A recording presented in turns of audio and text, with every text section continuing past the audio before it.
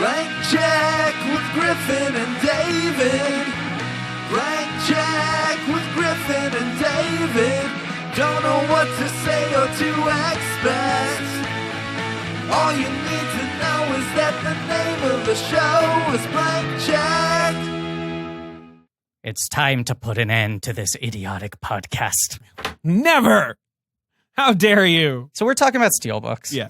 We had to start recording because we're talking about steelbooks. We had to start recording because Ben had pushed away from the table. Right. And was just looking at the wall. Maybe looking at his phone. And to a certain degree had pushed away from civilization. Had sort of moved on from human society. Right. Our guest was saying that he had a problem with steelbooks because they wouldn't line up with the rest of his collection. Yeah. It's sort of a crenellation. Mm-hmm. Right. So here's been my thing. And I've talked about this with David because, of course, this is Blank Check. Jesus Christ. Of course I thought I could get it started fast. Go for it. And I couldn't say the name of our gosh darn show. It's Blank Check with Griffin and David. You did it. I'm Griffin. I'm David.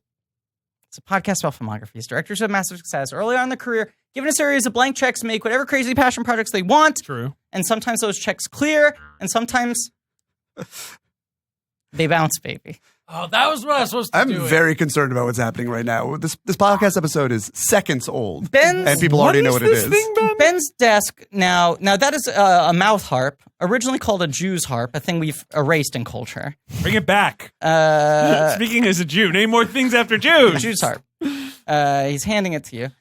Ben's desk looks like the setup that William H. Macy has in Seabiscuit. Oh, yeah, like a reference that, that, pick a ding, ding, ding, ding, ding, like a little triangle. A reference that definitely plays with everybody listening. Let's watch Seabiscuit right now. Gary Ross miniseries. I haven't seen it in a way. The Tale of Desper Pod. He didn't actually direct that. But Ben has brought in 4 different that was a Randall Wallace joke. Joint. It was? And joke. Really? Randall Wallace from Braveheart, my boy. The Tales of Desper? No, it wasn't. You're making it up. He didn't do Seabiscuit? No. Oh, he did Seabiscuit. Yeah. He may have written it. Did he? Gary Ross directed. Ross. Oh, yeah, no. Gary Ross. Ross directed. Yeah, of course. Right. No, there's so no misleading. No, it's not Randall Wallace, who is insane. I rented this movie and I was unpleasantly surprised. By the lack of Randall Wallace? Well, it's just about horses. Yeah. There are no C's or biscuits. What did you think it was about? I know. I thought it was about a wet cookie. Okay. And there it is. This is the right miniseries for that, though. I think Ponyo is probably the closest to a wet cookie movie you could ever find. It's Secretariat that's Randall Wallace. Secretariat. I had to check this because I knew it must have been some horse movie he directed. To listener at home, Ben is still laughing at his own Seabiscuit joke. He put his hand on David's shoulder. He did. And I was fine with it. I mean, I liked the joke. So Ben has... I had my head in my hands. He's got a mouth harp. He's got a little bell. He's got his Red Boy. And then he also brought in recently... Jesus. I feel like this is the most insane embellishment. Note to self. Make sure that this episode comes out good. Oh, I think you hit play. Yeah. So Ben brought in a tape recorder to the studio recently and said, guys, I brought this in so you can use this for a bit sometime. And we went, how do you mean? Yeah. What? And then he held it up to his mouth and said, note to self. Yeah. Like he did like a Twin Peaks, But the only thing you can really get is this very slight like click noise. Right? Right. Note to self. As if we couldn't do that bit miming it in an audio format. We probably have done it. 25 years later, Laura Dern will show up having heard all of Ben's messages. Except the other sound you can get out of the tape recorder is the one that Ben just got by accident, which is the voice of Satan. Scary. Not going to lie. That's like that movie White Noise. Remember? Oh, with Michael Keaton. That's like Michael Keaton's lowest ebb, I feel It's kind of like... where it's like, you know how there's creepy tape noises? That's a movie now. It's kind of like this movie called Angel Has Fallen, which at the time of recording is 3 days from now, as the commercials will tell us, because we now count down to every studio release. Yeah, sure. There is the plot hinges on a disguised voice. It's obviously the vice president is the big bad guy, and he's disguising his voice. There's only 2 other characters in the movie, so you know if they're going to disguise the voice, it's got to be one of them. Vice presidential villains. There's got to be a list. They get a bad rap. There's so many of them. Yeah. But here's the thing: is that Danny Houston, who's obviously the other villain, and what? I appreciate Spoiler! No. Danny Houston plays a villain. Here's the thing: he can't. Angel He's Has just Fallen. too charming and sweet. Angel Has Fallen knows that it's in a Danny Houston movie or something along Wow, those lines. okay. Because literally scene 2, it just cuts to Danny Houston being like, yeah, I'm the bad guy. Like, we're not even going to pretend that I'm not the That's bad guy. But the kinda thing cool. is, his main henchman, his regular speaking voice sounds like Ben's mom having been slowed down, his voice Wow. modified. And it's just like, why didn't he? Right. It's just have him call. I don't mean to freak you out, but apparently the other villain is Tim Blake Nelson. I mean, this is just crazy. Those two guys playing villains? They're up to no good? Is Tim Blake playing Southern? What kind of type is he in the film? Now, we wouldn't want to do that now. Yeah, would right. we? Is it one of those? Dig up the past, Or you is get it he- dirty. Is he like sort of like a neat kind of? I'd say there's a 40 Elite. to 50% chance that Tim Blake Nelson will only learn that he's in this movie when he listens to this episode of the podcast. Like he's just being Tim Blake Wait, Nelson. Jada Pinkett Smith is in this Yes. movie? Jada Pinkett- She never makes movies. Jada Pinkett Smith rocks a beanie for 90 straight minutes, and then spoilers for Angel Has Fallen, a movie that you can now get at your local gas station by the time this episode comes out, Right. gets shot in the face. Yeah. Ooh, how by- brutally. real brutally by Danny Houston. In a way, and there's a double tap and everything. She ain't gonna be in, whatever Nolte Has Fallen or whatever the fourth one is. Thank God this is coming out 2 months after the movie's been released, because otherwise people be losing their shit with the white hot spoilers you're spilling all over the place. Okay, can I say the Steelbook thing? Yep. What I do is I buy Steelbooks for 4K Blu-rays. So that way, the lack of cohesion with the rest of the collection doesn't irk me, because it's like, that's what differentiates these. You know what I'm saying? Can you get 4K steelbooks? Yes. Yes, my They friend. must be pricey. No, it's No? mostly a pre-order game. Oh, really? Because they're often retailer exclusives, and it's usually about being on the ball. Are they pricey on the secondhand market? Yeah. That's why they're a good investment. What are you Should we talk about Cole books? Let's talk about Cole books. Ehrlich was saying, our guest today is David Ehrlich of IndieWire. Where I write about Cole books at length. Right. He was saying that he thinks the better investment is in Cole books. Yeah, because we're I gonna- think, with our great president pushing coal back into the Right. daily Clean coal. fabric of American lives, clean coal, Beautiful a very clean real coal. thing. Clean coal that books. steelbook, you're just Right. throwing your money away. You're throwing your money away. Coal books Right. gets a little ashy on the hands, Yeah. but This- will help pay for your grandchildren to Stays go to clean. Right, and if Yeah. you're cold, college. toss that right in Exactly. the fire.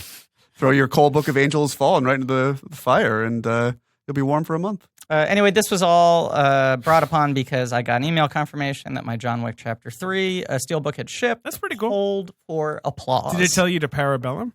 Yes.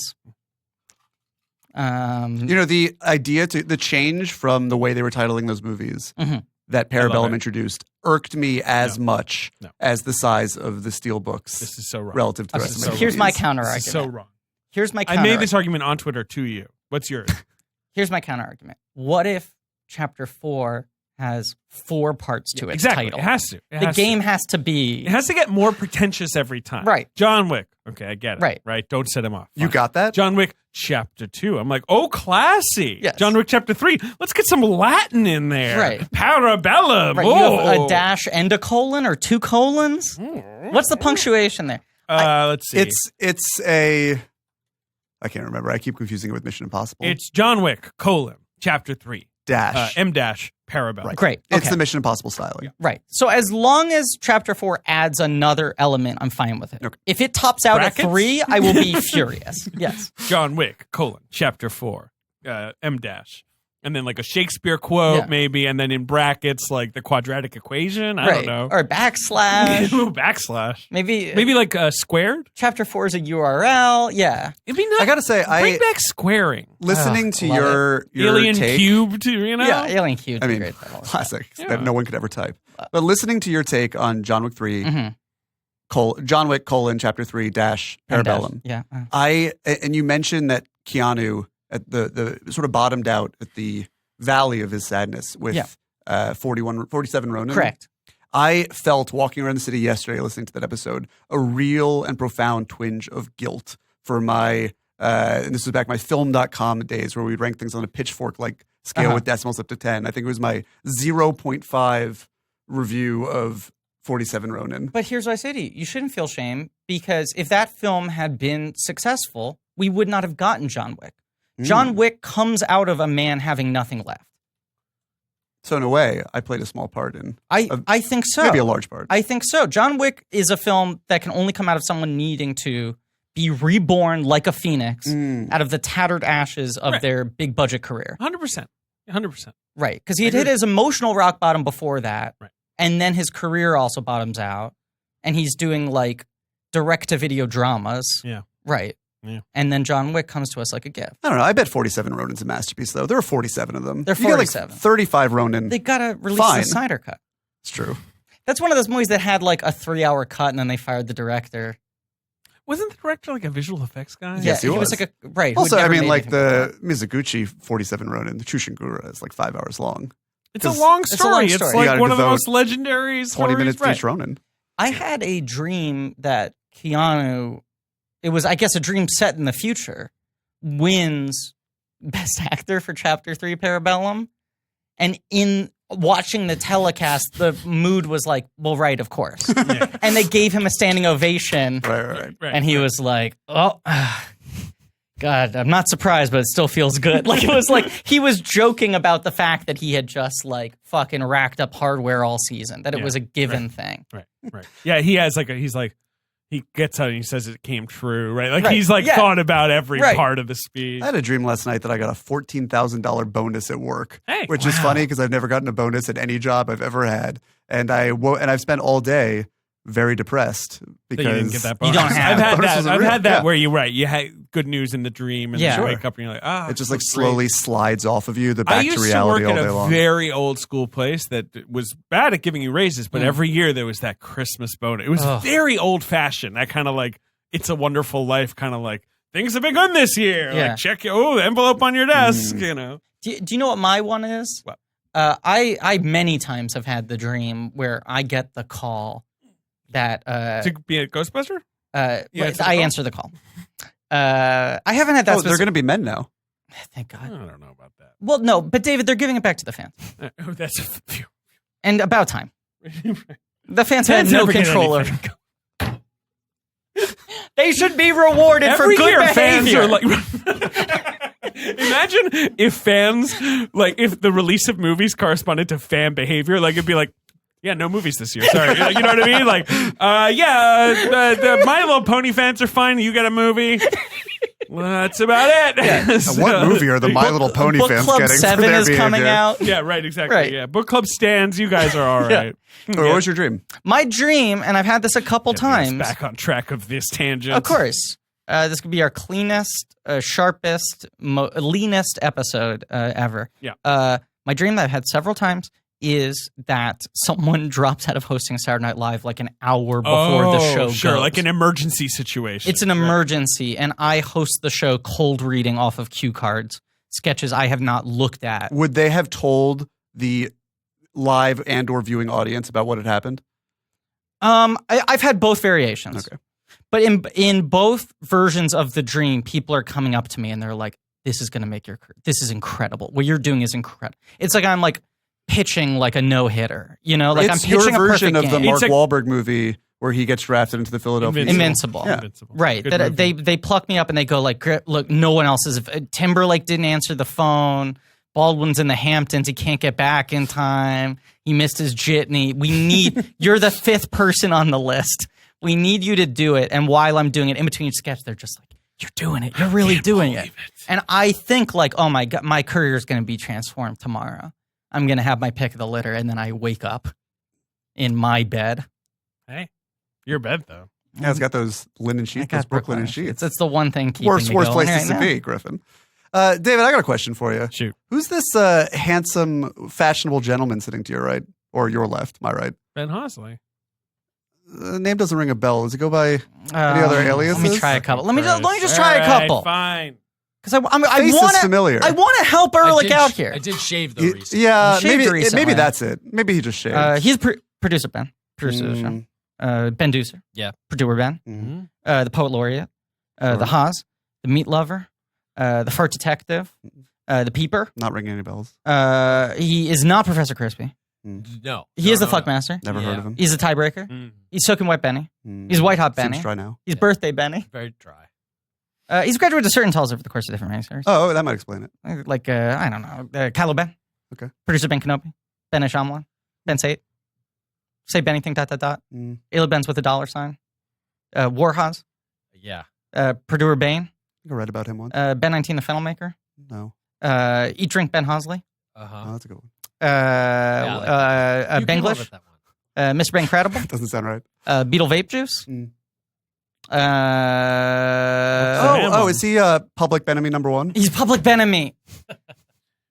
He is Public Enemy now #1. it's all. Now I There know you where I know go. him from. Yeah. Robohaz. Oh, it's so good to see him. Am I forgetting any other ones? I don't know. Do you know the one that was just thrown out on Reddit that I just want to select now? Mm-hmm.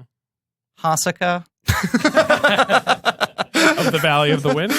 No. Of the Valley of the vape Farts? someone? It's of the ditch of the Jersey. Oh, of course. It's beautiful. That rules. The Jersey of the ditch, the ditch of the Jersey. The Jersey of the ditch. I forget which way it is, but I think that's the answer, right? Hasaka Yeah. Osaka. That's cool. of the Jersey.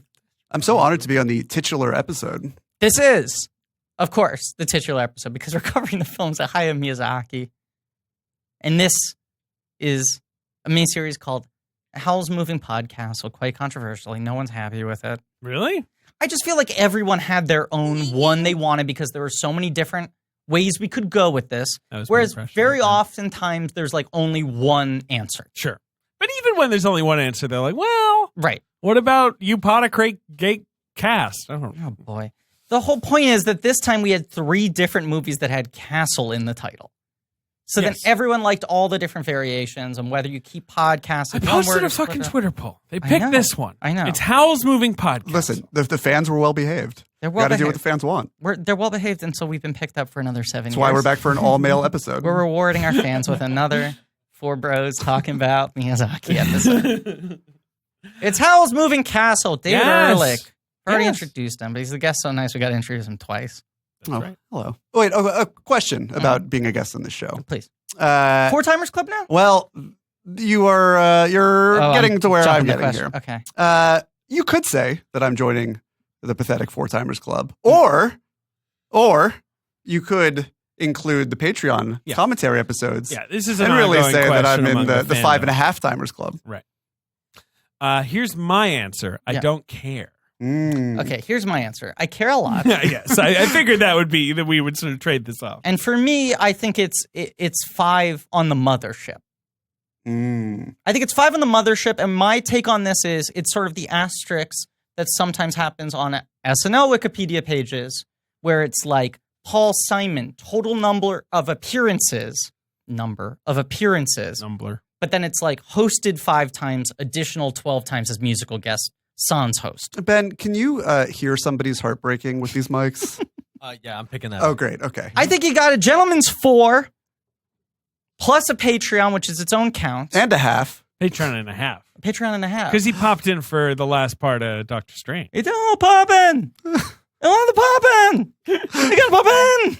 Poppin'! You gotta pop in, Mary Poppins. She returned. I was on a Patreon episode. Yeah, what do you think Seinfeld thought of Mary Poppins? That was Returns? He saw Ross. it. That was Ross. Yeah, he that saw was it. not my. I know that wasn't your Yeah. Seinfeld. I do He was wish doing something. Seinfeld, as the father of several young children, did stand-up routines about the movies he takes his kids to. Right. Sure. You know, because you What know might he's that sound seeing all like? these movies. I want to sit down with these ugly dolls. They're not that ugly. Remember B movie? And that was Charles All right. Entertainment. What's the deal with B-movie? Only fuck wrote this 135 shit? domestic. Feels like it should have performed better. Do you think he took them all to see the documentary Honeyland, only to be very disappointed? Where are the bees? It's some old lady.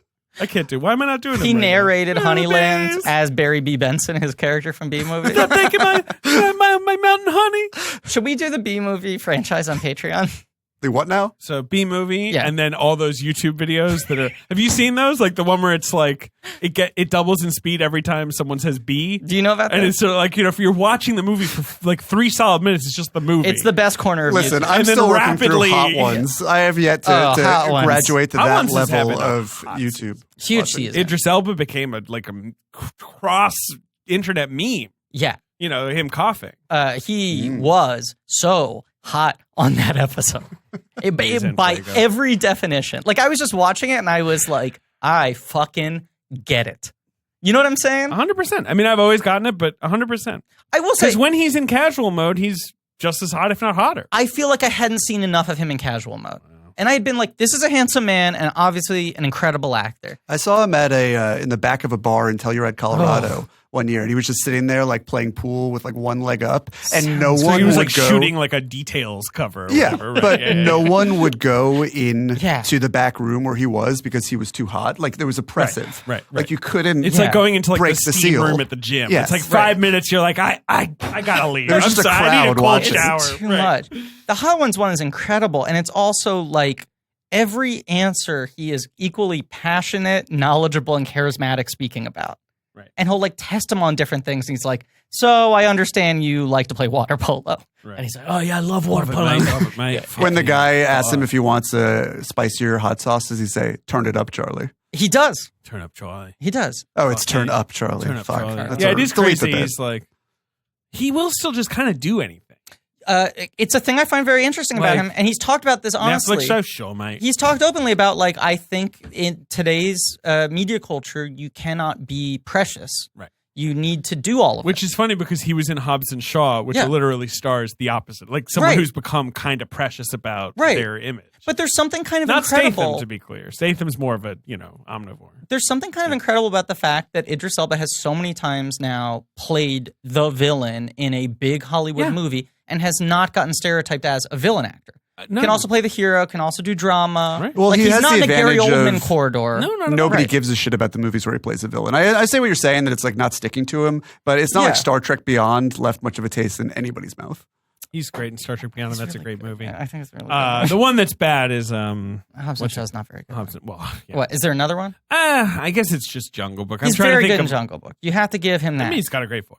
Yeah. He's good. I love him, but then he'll be in like Molly's Game. Right. He'll be in Dark Tower. He's the hero. Right. Is that movie underrated? Time will tell. And he's the new I'm so happy that I can't have an opinion on that film. he is the new lead of Suicide Squad. Right. Right. Mate. Yeah. Oh. Right. And he's like one of Thor's friends. Yeah. And they were like, "Do you want to do more?" And he's like, "Sure." Yeah, why not? Whatever, mate. Was he in Endgame? Yeah. No. No, He's he in gets Infinity War killed. 'cause he dies. Spoilers. What is it? Oh, that's right. He dies in Infinity War in the first scene. Yeah. Yeah. he- Where at my Marvel movie marathon, they started Infinity War in 3D, and the 3D was broken. And so after waiting for 2 full days there to just be the first people to see Infinity War, everyone missed the scene where he dies. Really? Yeah. Because they had to like turn it off. Oh, no, for he the- dies. No, he dies in the first scene of Endgame. No, No, first scene of Infinity War. War. Yeah. Yeah, okay. Yeah, because they had to Yeah. fucking fix the 3D that Yeah. they shouldn't have been projecting it in the first place. Right. That's the cold open of Infinity War. Is The movie Thanos pretty much killing starts some on Asgardians. the sword going into Idris Elba's Yeah, chest. pretty much. Right. Yeah. Because then you get that Thanos is for real. He can kill gods. Yeah. Right. And if you thought that was rough, wait until he takes off his armor Right. That's another. and he's sleeveless. Man, wait until you see him farm in Endgame. Our friend This guy can pick melons. Esther Zuckerman's boyfriend just told me such a good Josh Brolin story. Really? That I Is it in an no way off-micer? can tell on All this right, well, podcast. off mic then. boy. But off mic, Definitely involves Oh, boy. his penis. it 100% involves his penis. Fantastic. Okay, I'm going to tell a story that I think I can tell on this podcast. Is it about your penis? Yeah. It's about my penis. So Josh Brolin and I were hanging out. And I mean hanging out. Derek Simon, one of my old friends, a friend of the show, future guest, he went to see, what movie was it? It was when he was at NYU and they were screening some film and Josh Brolin was doing Q&A afterwards for the NYU film department. Mhm. And Derek went up to him afterwards, and I might be getting this wrong, but it was a variation on this. His question he would always ask when he met celebrities was something like ninjas versus robots. Oh, like He which you enjoyed prefer? just asking sans context. Hi, Mr. Brolin, like big fan. If I could just ask you quickly, ninjas versus robots. And Josh Brolin had like a nervous breakdown. He was instead of just being like, "Get out of here, man." He was like, "Well, I mean, robots obviously, made of metal, stronger." He was like, "What did you just say?" And Derek was like, "Ninjas versus robots," and he was like, "Why did you ask me that? Why did you ask me that?" Right. And Josh Brolin's entourage was like, "Yo, Josh, come down." He's like, "No, I need to understand what this kid's doing." Jesus. And then he was like, I just pick one. Like Derek maintained his cool, and he was like, I don't. In what context? What are you talking about? And the way he finally, like, Derek tried to calm down. He's like, I'm sorry. I want to say I'm very excited to see you in True Grit. And he's like, True Grit? I'm like barely in that movie. I'm like the 4th build, but it was like 4 months before it came out, and he was like, I don't know, I worked like a day on that. Right. Yeah. He's kind of crucial in True Brit. True Brit. He's great in True Grit. He's amazing, but like he is obviously just right at the end there. But it's beautiful because they build him up the whole movie, and then he he's shows just up and a he's like, dingus. what are you doing? Are you a true Brit? I mean, some would dispute it, but Wait, I Ehrlich, grew why up would in you say Britain. that? Because he does his Idris Elba voice so well. I might. Wait, rewind the tape for a second, Ben. I feel like we lost something there that David said. Ben and I both scrambled for the tape recorder. It's a nice rewinding. Okay, and all right. Okay, and I'm listening because there was something that Sim said that I grew missed. up in Britain. What? Wait. That's what I call smooth podcasting. Wait. Note But to self, that was good. in this particular context, given recent information that's come to light on this podcast, isn't Griffin Newman actually a true Brit? What? Oh, Jesus. We can't expand the bit. I don't mean to do that. I don't want to play all the hits here. Yeah, I'm just saying that seriously. this is... That was fans.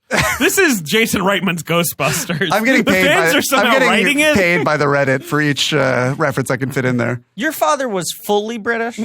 Yeah. Okay, so you're full 50% biologically British. 100%. Yeah, Britain is in my blood. Yeah. No, my dad. Yeah, my dad was. What does Britain English, look like in English. someone's blood? Is it like mince pie? Yeah, exactly. Yeah. It's a dense, dry fruit cake. It's Yorkshire pudding That's gravy. very funny. Keep it going. Yeah, no, my dad was from Surbiton, which is a very dull part of London. Incredibly dull. No offense to any Surbitonites listening. Oh boy, wait a second. But like I would go, we would Our have to. Patreon just dropped down to $100? I'm going to see this It on a was all Twitter Surbiton moment. money. Blank check podcast host in hot water for anti-Surbiton comments. Protest at the town square. Keep our name out of your mouth, dirty Americans. No, Surbiton, it's like, it's kind of like a commuter suburb, but I don't know. I mean, Have you spent time there? Yeah, well, we used to have to go there to visit his family, Ah. and it was always kind of like, all right, let's go to Surbiton. Like, Yeah. it was always a little boring. But, Mm. no offense to Surbiton. You know what I like? I like when people say Might be uni. cooler now. Uni. I did Uni. I went to uni. They just That's get what a everyone says. little jolt of Where'd happiness. you go to uni? Yeah, I was at uni. That's a real, like, Richard Curtis script. Primary Yeah. school? Primary school, secondary school, and then uni. Yeah. College means your last 2 years of what you would call high school. Weird. I know, sixth form college. I feel like Elizabeth Warren Sometimes people go to a could specific. like sell her presidency on subsidized college, free college if you just called it uni. Uni. They rebranded it as uni. That would be so good. Where'd you go to uni? I went to Newcastle. People don't know that. I'm an alumnus of the University All of right, you don't have to Newcastle. brag. We know Yeah, you went okay, to come London. on, dude. Jesus. Keep in your fucking pants. Newcastle's Who are you, not Josh in London. Brolin? Wow. I'm now going to just make jokes around what I think the Josh Brolin story might be with no further information. I just want that to be the story. Like, it's like, I got a story for you about insert celebrity. I'm like, saw their dick? Yep. And? Pretty good. Pretty good. Anyway. I get why he's a star. Right? That thing's ready for camera. No powder required. Do they powder your dick if you're going to whip it out? Well, thank you for asking me. I don't know. I mean, body makeup is certainly a thing. It has to be, right? Yeah. Yeah, Same it is. Basic For principles. nude You're shining scenes, bright yes. lights on your Yes, body. Body makeup is certainly a thing. Yeah. But you rarely see the on-screen peen, and when you do, it's so often for comedic effect that I feel like they want it to look bad. I will say that this movie will have already been in theaters by the time this episode comes out. But in Hustlers, there's a dick there's only one dick. It's really the only nudity in the movie. And I thought to myself when I saw it, that is not a powdered dick. The dick looked raw. But they told us before the movie that the visual, the movie wasn't color finished correction, yet. not quite. And right, so yeah, I yeah. think when they said that, they meant they had to go back and powder that dick. We gotta add a little light. Wow, so Hustlers is like Stuber, R-rated comedy with only a dick. Hustlers is not a comedy. I mean, Okay, it's fair funny, enough, but fair enough. it's you know what I mean. yeah. But like R-rated. Yeah, but movie. the principle of that is cooler because That's what I'm saying. Hustlers is about strippers. That's true. And then pointedly only has a penis in it, that rules. Right. I wouldn't That's talking such a about good old joke. news only here, has but a like, penis. I mean, all there that are, stuff about J-Lo being in it lies. there are She's some not in that- it. It's 2 hours of a penis in close up. And it's looking Hustler. dry. It's Hustler. I'm amazed that Hustlers is good considering the amount of fucking like Hustlers movies. I know. They were all bad. And now this is Well- finally they were like, you know what? Don't make him American, right? Like get all the other hustling out of there. Yeah. I am so into online shopping and fashion. Would you say that you're a shopaholic and this is your confession? Yes. Okay. These When are I feel confessions bad of a shopaholic. sometimes, thank you. Sometimes when I feel bad, I need to buy something to feel good. Uh-huh. And anytime you're buying, do you just like click checkout and then pay what it costs and then that's that? Yes, I'm okay, dumb. no, you're a fool. I'm You're a fool. straight up stupid. You're not using Honey, the Okay. free browser extension that saves you time and money when shopping online. Okay? Listen. All right, all Honey, ears. scans the internet for coupon codes and other Are you discounts. calling me honey? Listen, honey. All right, thank you. I teach hip hop down at the center. It scans the internet for coupon codes and other discounts, and then like magic, it automatically applies the one with the biggest savings to your cart at checkout. It knows every coupon code, every sale, every discount at like 20,000 sites like Amazon, Macy's, J.Crew, Domino's, Sephora, Target, so many more. I mean, yeah, I'm constantly paying too much at Domino's. I use Honey. It's very simple. You install it into your browser. It just chills in the background. And then anytime I go to Amazon or any website, like do some online shopping, when you get to checkout, Honey just takes over for a second, finds you some discounts, lets you know what you saved, and then goes right back into the background. I got to tell you, honey, that sounds great. Thank you for calling me Because, of course, because I am so lazy too, or even like sometimes I would try to be like, brand I'm buying, or website I'm buying stuff on, promo codes 2019. I search, it's a bunch of these weird Russian-y kind of sites, and it's just like a bunch of dead codes that don't work. But this sounds like it streamlines the process in such an easy way. Yes. There's no reason, really, no reason not to use Honey.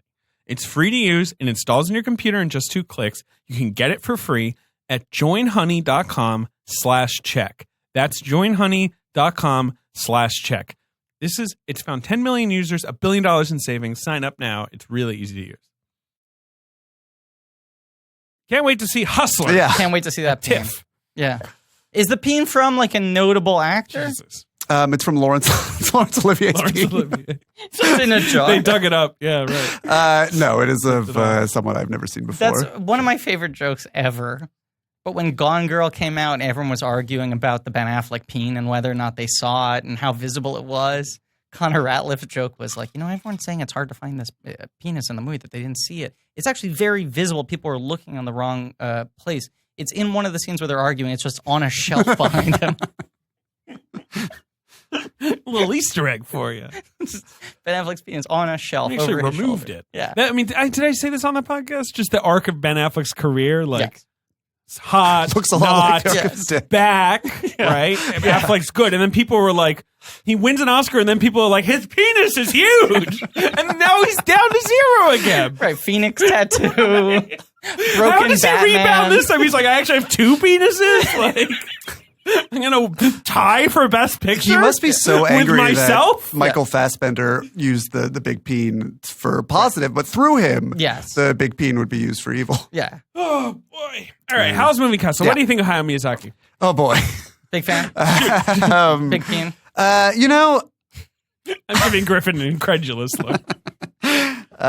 Monster peen. Everybody knows that in Japan. All right. Come on. The thing about it, I was thinking about this earlier because I had a feeling that Hayao Miyazaki was going to come up on the Howl's Moving Castle podcast. Maybe. And I was thinking, like, this is a guy, I have a very, and I mean this in the most objective and pejorative sense of the word, academic mind when it comes to film. I study that sort of background. And it's really hard for me to apply the same or look at Miyazaki through the same lens. Like for me, the term that I arrived at on my walk here was that Miyazaki is daddy. He is Like the classic sense. Yeah. He is father. No, I mean, I think of his movies, as I'm not saying they are beyond scrutiny, I don't like to think of them that way, but like I'm a lot less interested in how the sausage is made It's when such it an comes emotional to him. transfer. Right. Sure. It feels like it's sort of, just baked into who I am a little bit more. It's become sort of a language, especially with Totoro, through which I communicate with the next generation of kids in my family, my nieces. I'm sure my son will have a steady dose of Miyazaki. I think we shouted your unborn son out on the Patreon. Yeah, he'll probably be a 5-timer on this podcast before I am, but yeah. whatever. Ponyo Ehrlich, right? little pones. And yeah, no, Howl Ehrlich. I remember distinctly forcing my dad to drive me up to Norwalk, Connecticut to go see the Billy Bob Thornton, Claire. I was going to say Claire Denis Mononoke, which would have been quite a thing. The Claire Danes Mononoke. And so that was back in 1999. So even then I was already like, and my dad, like it's like that would have been like nails on a chalkboard for him. That he just could not I think respond he to Japanese took out a animation, newspaper right. during the movie and did the crossword puzzle. It's been a brightly lit theater. Well, he Where your tried his dad had best. fucking supervision. Tried Fair his enough. best. Yes. But no, I Miyazaki is very important to me. But how did you? It was Totoro. Like, how are you? I think it was actually. It's hard. I think it was actually through Kurosawa because Kurosawa was sort of my gateway into movies in general, and I always liked animation, and so that seemed like a logical leap. But I can't remember what came first, my love for Miyazaki, or if that was the logical end of my fascination with anime. Because You liked anime. I'm a little anime boy. I especially during the height of the DVD era, like when they started putting out the Cowboy Bebops, the Rosafons, the Neon Genesis Evangelions Stuff on. was readily available for the Right. first It was time. like I would get like Yeah. the Read or Die DVDs. It'd be like Griffin Newman, if he didn't have his head so far up his ass, just like licking Pixar's fucking prostate, would live for Which this is apparently shit. in his ass. What can I say? I love the Good Dinosaur. Would live for this. So I was mainlining that stuff, which was a very expensive hobby at the time. Sure. Because you would have to, if you wanted to watch 4 episodes of Cowboy Bebop, you would need to buy a $30 DVD. Yes. And then one way or the other, really got hooked on the Miyazaki stuff, which is truly timeless and beautiful. But I wanted to do this movie because, You wanted to do a movie you were not in love with. yeah. Right. And right. one that I wanted an excuse to rewatch because, I wasn't sure how I felt about it. I thought we'd hash it out. I had not seen this movie in a long time. I saw it at the Avon Theater in Stamford, Connecticut on the day it came out there. And that's all I remember about it. I saw it in Boston. I was living in Boston that summer. Uh-huh. I remember, and I saw it with my aunt. Where I was like living with my aunt and uncle for the summer, doing an internship at the Boston Phoenix, R.I.P. And with Peter Keogh, not R.I.P. Still going strong. Oh, I just Film got critic. some very bad news. Oh boy. And Harrison Ford has died. my aunt was. We don't need to go to that bit, please. My aunt was such a sucker for. I mean, it remains such a, like she just wants to see any new interesting foreign film, art film, whatever, right? And so I took her to that. She'd never seen a Miyazaki film before. But at this point, he has won the Oscar. Spirited so Away has happened. He's so, sort of known, even by people who don't know him by name, as like, who's that Japanese guy that everyone says is so good? Yeah, and it's the point at which, if he has a blank check, which he doesn't, this is it. Well, he falls into the. I mean, I want to open this up as a side conversation in a second. Yeah, but he's a very different type of check because it's putting up the check he gets post Nausicaa as the capital to then be able to write his own checks for the rest of the and time. then Totoro Like he becomes the bank. turning him into basically Disney. Right. Like Japan's Walt But Disney. he's like what we covered with Spielberg, except we were fascinated in the DreamWorks era of Spielberg because it's when he's also a studio chief and can like finance his own movies and all of that sort of shit. But that comes after like this 20-year miracle run of him being like the most commercial filmmaker ever. Whereas Miyazaki like puts up his stake pretty early on in his career and then gets to do whatever he wants. There's a really interesting article I read that I want to bring into this as well. But you go to see it with your aunt who was not a Miyazaki fan. Had never seen a Miyazaki movie, and we watch it, and my uncle, so with my aunt and uncle, my uncle was kind of like, all right, I don't know. I don't get it. Yeah. Like, he was sort of nonplussed by it. My aunt was like, I don't know if I liked that, but I've definitely never seen anything like it. So I was Sure. like, all right, well, let's watch Spirited Away. Because, maybe that'll be the one. That'll be your jam. So I remember I was watching that too, and she was still like, I still don't think this is for me, but it is at least, like, I am interested to be exposed to this. So I was hoping to delay this recording as long as possible so I could listen to more of the podcast, and I failed. But because I don't know what you guys have talked about already, but Yeah, just it is talk about hard to overstate when you talk about Miyazaki's popularity, even by this point, how ubiquitous Studio Ghibli stuff is when you go to Japan.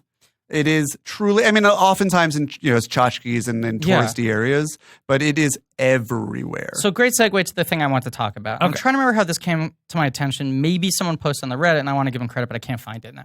But I read this article about one of the people who's maybe the head of Studio Ghibli in terms of business operations. Yes, yeah. Who was talking about their history with merchandising. Because we've been talking about over the course of this miniseries how it's kind of weird. It seems to go against most of Miyazaki's principles that those films are merchandised well. And I was hypothesizing that it was perhaps like a Jim Henson type thing where like Henson always sort of viewed it as like not a necessary evil, but like a necessary concession where it's like, this gives me the resources to be able to make my Dark Crystal, to keep these characters in the public enough that they become bankable, that I can use them for other things, what have you. And then perhaps Miyazaki came to some sort of conclusion like that. What I found out from this article was that everyone was trying to merchandise these films for a long time, and he didn't want to do it. Because kids, they read the thing. And he was like, no. Which, of course, made people work harder and harder to try to sell him on the idea. And they were like, eventually someone came into our offices, a company with a Totoro plush that was so well crafted that he had to concede. That the thing that won him over where he was like, you have put as much care and attention into the crafting of this toy as I do into my films. I recognize the work. I concede. But that the thing that they agreed upon was, we cannot make more than $10 million in any year off of merchandising. So they cap how many merchandising deals they have per year and how much they can produce, because they're like, we need to artificially limit the amount of merchandising that's going out there so we can retain to some degree the purity of the character. That is the most un-American thing I've ever It's heard in my entire insane. life. It blew my fucking mind. And he was like, I found out at some point that the people in the back office were hiding from me that our grosses had exceeded that. Right. That we had started tipping towards like 15, and I got angry and fired You had them all all killed, yeah. and like reset it. And it was like 10 is the limit. Now there's so much stuff out there because now it's been merchandised for like 20 years. Well, this is where I actually cross over into the toy world. The only place really is like when you talk about Gund, which is the company that makes a lot of the higher end Totoro stuff.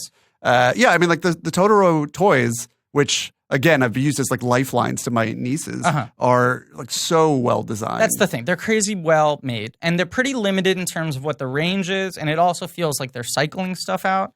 Like there aren't like evergreen, like, oh, this is always produced. It's like every year there's like a new line. There's always some Totoro in circulation.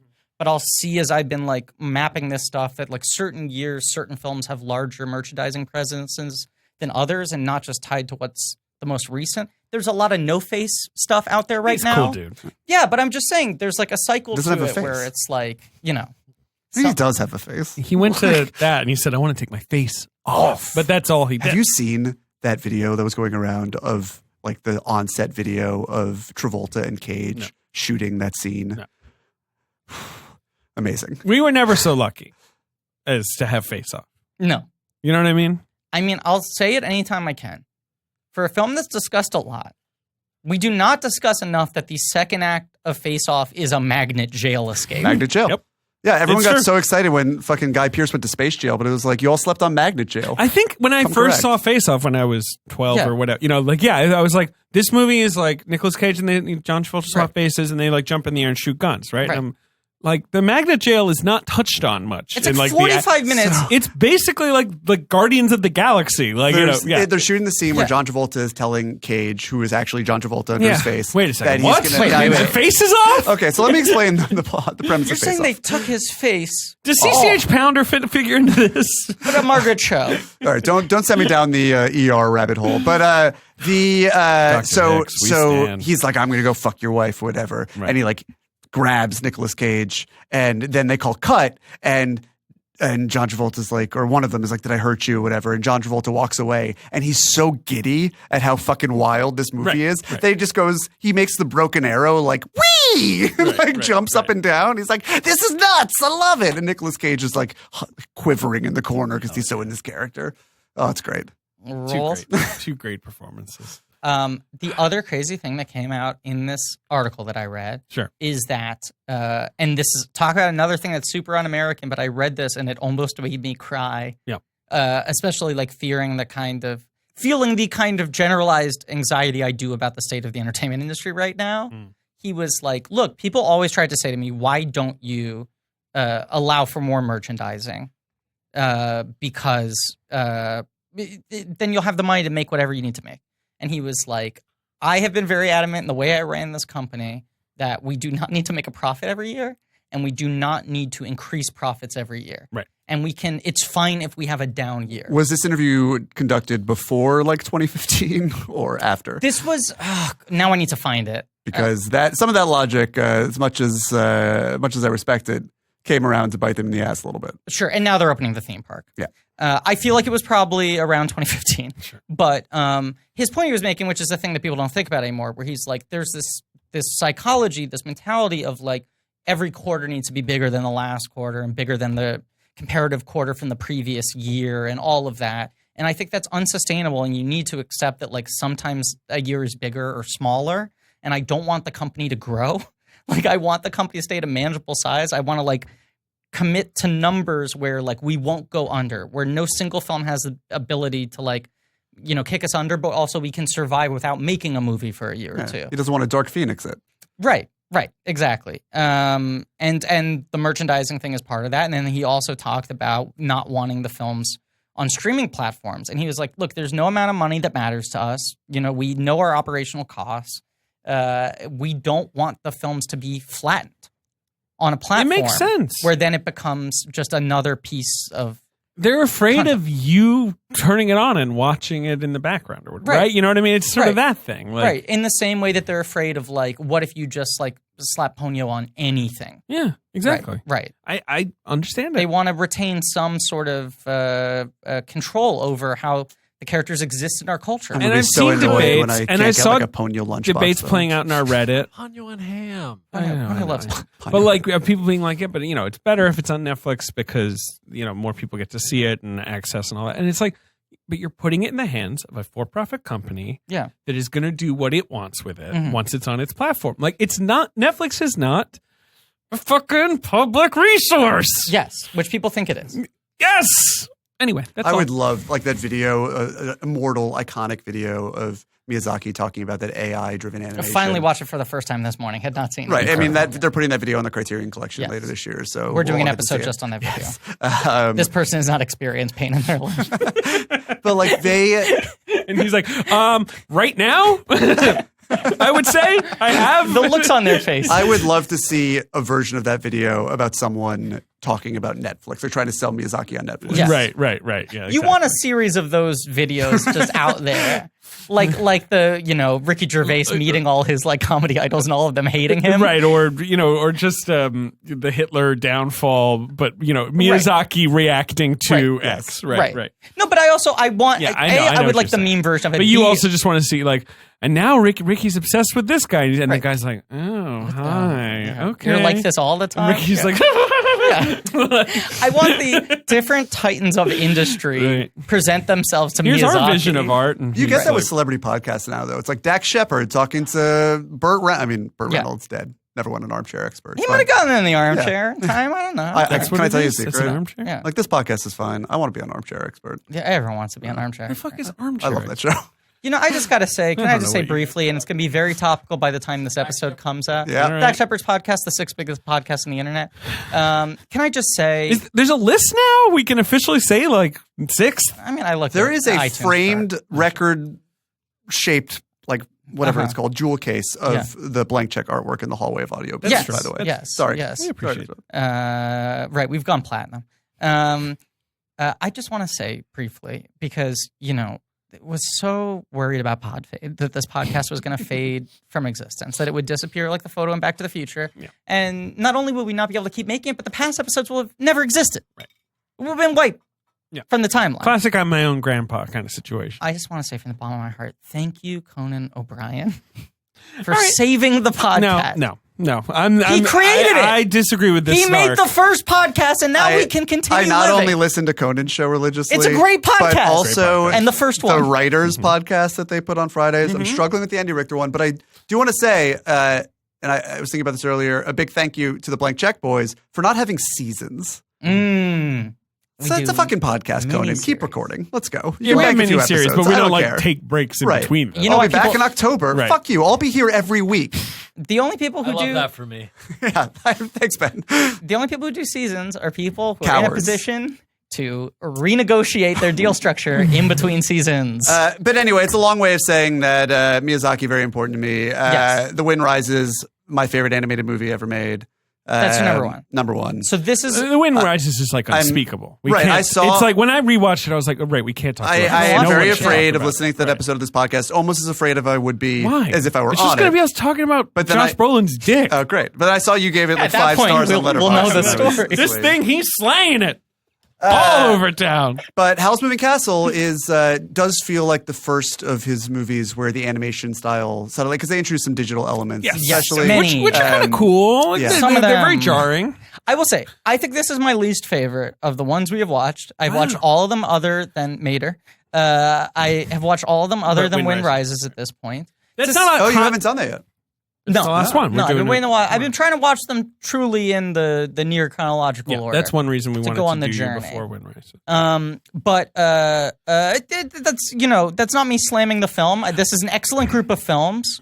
I'm not surprised. That is not a hot take. Would you agree with me, David? Like maybe a lot of people would probably have Howl pretty low. Yes. But I thought you would be more into it because it's about like a moving castle and like it's more your vibe. His Yeah. name is Howl That Rules. Yeah, That's I mean, pretty I was surprised that I was not more into it, although I do like it. Sure. But It would be kind of like, how you responded to like Castle in the Sky, you kind of like the weird sort of more Yes. world buildy. Anyway, go on. yeah, sorry. some of that too was the discovery of me Steampunky. seeing that one early on. Sure, sure. You have to keep in mind as well.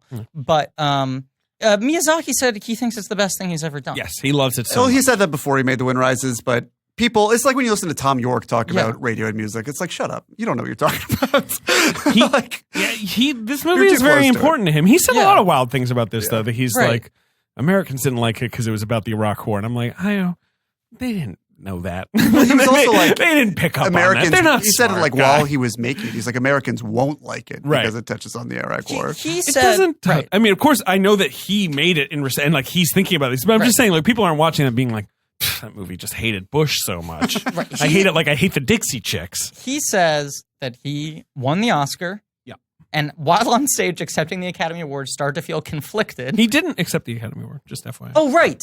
Right. Cameron Diaz accepted it Can for I him. tell you, Right. though? I think that was why he didn't attend, though. Sure. It was right at the start of the Iraq War, and he was feeling conflicted. Yeah, about that might. being- I think that's the Michael Moore.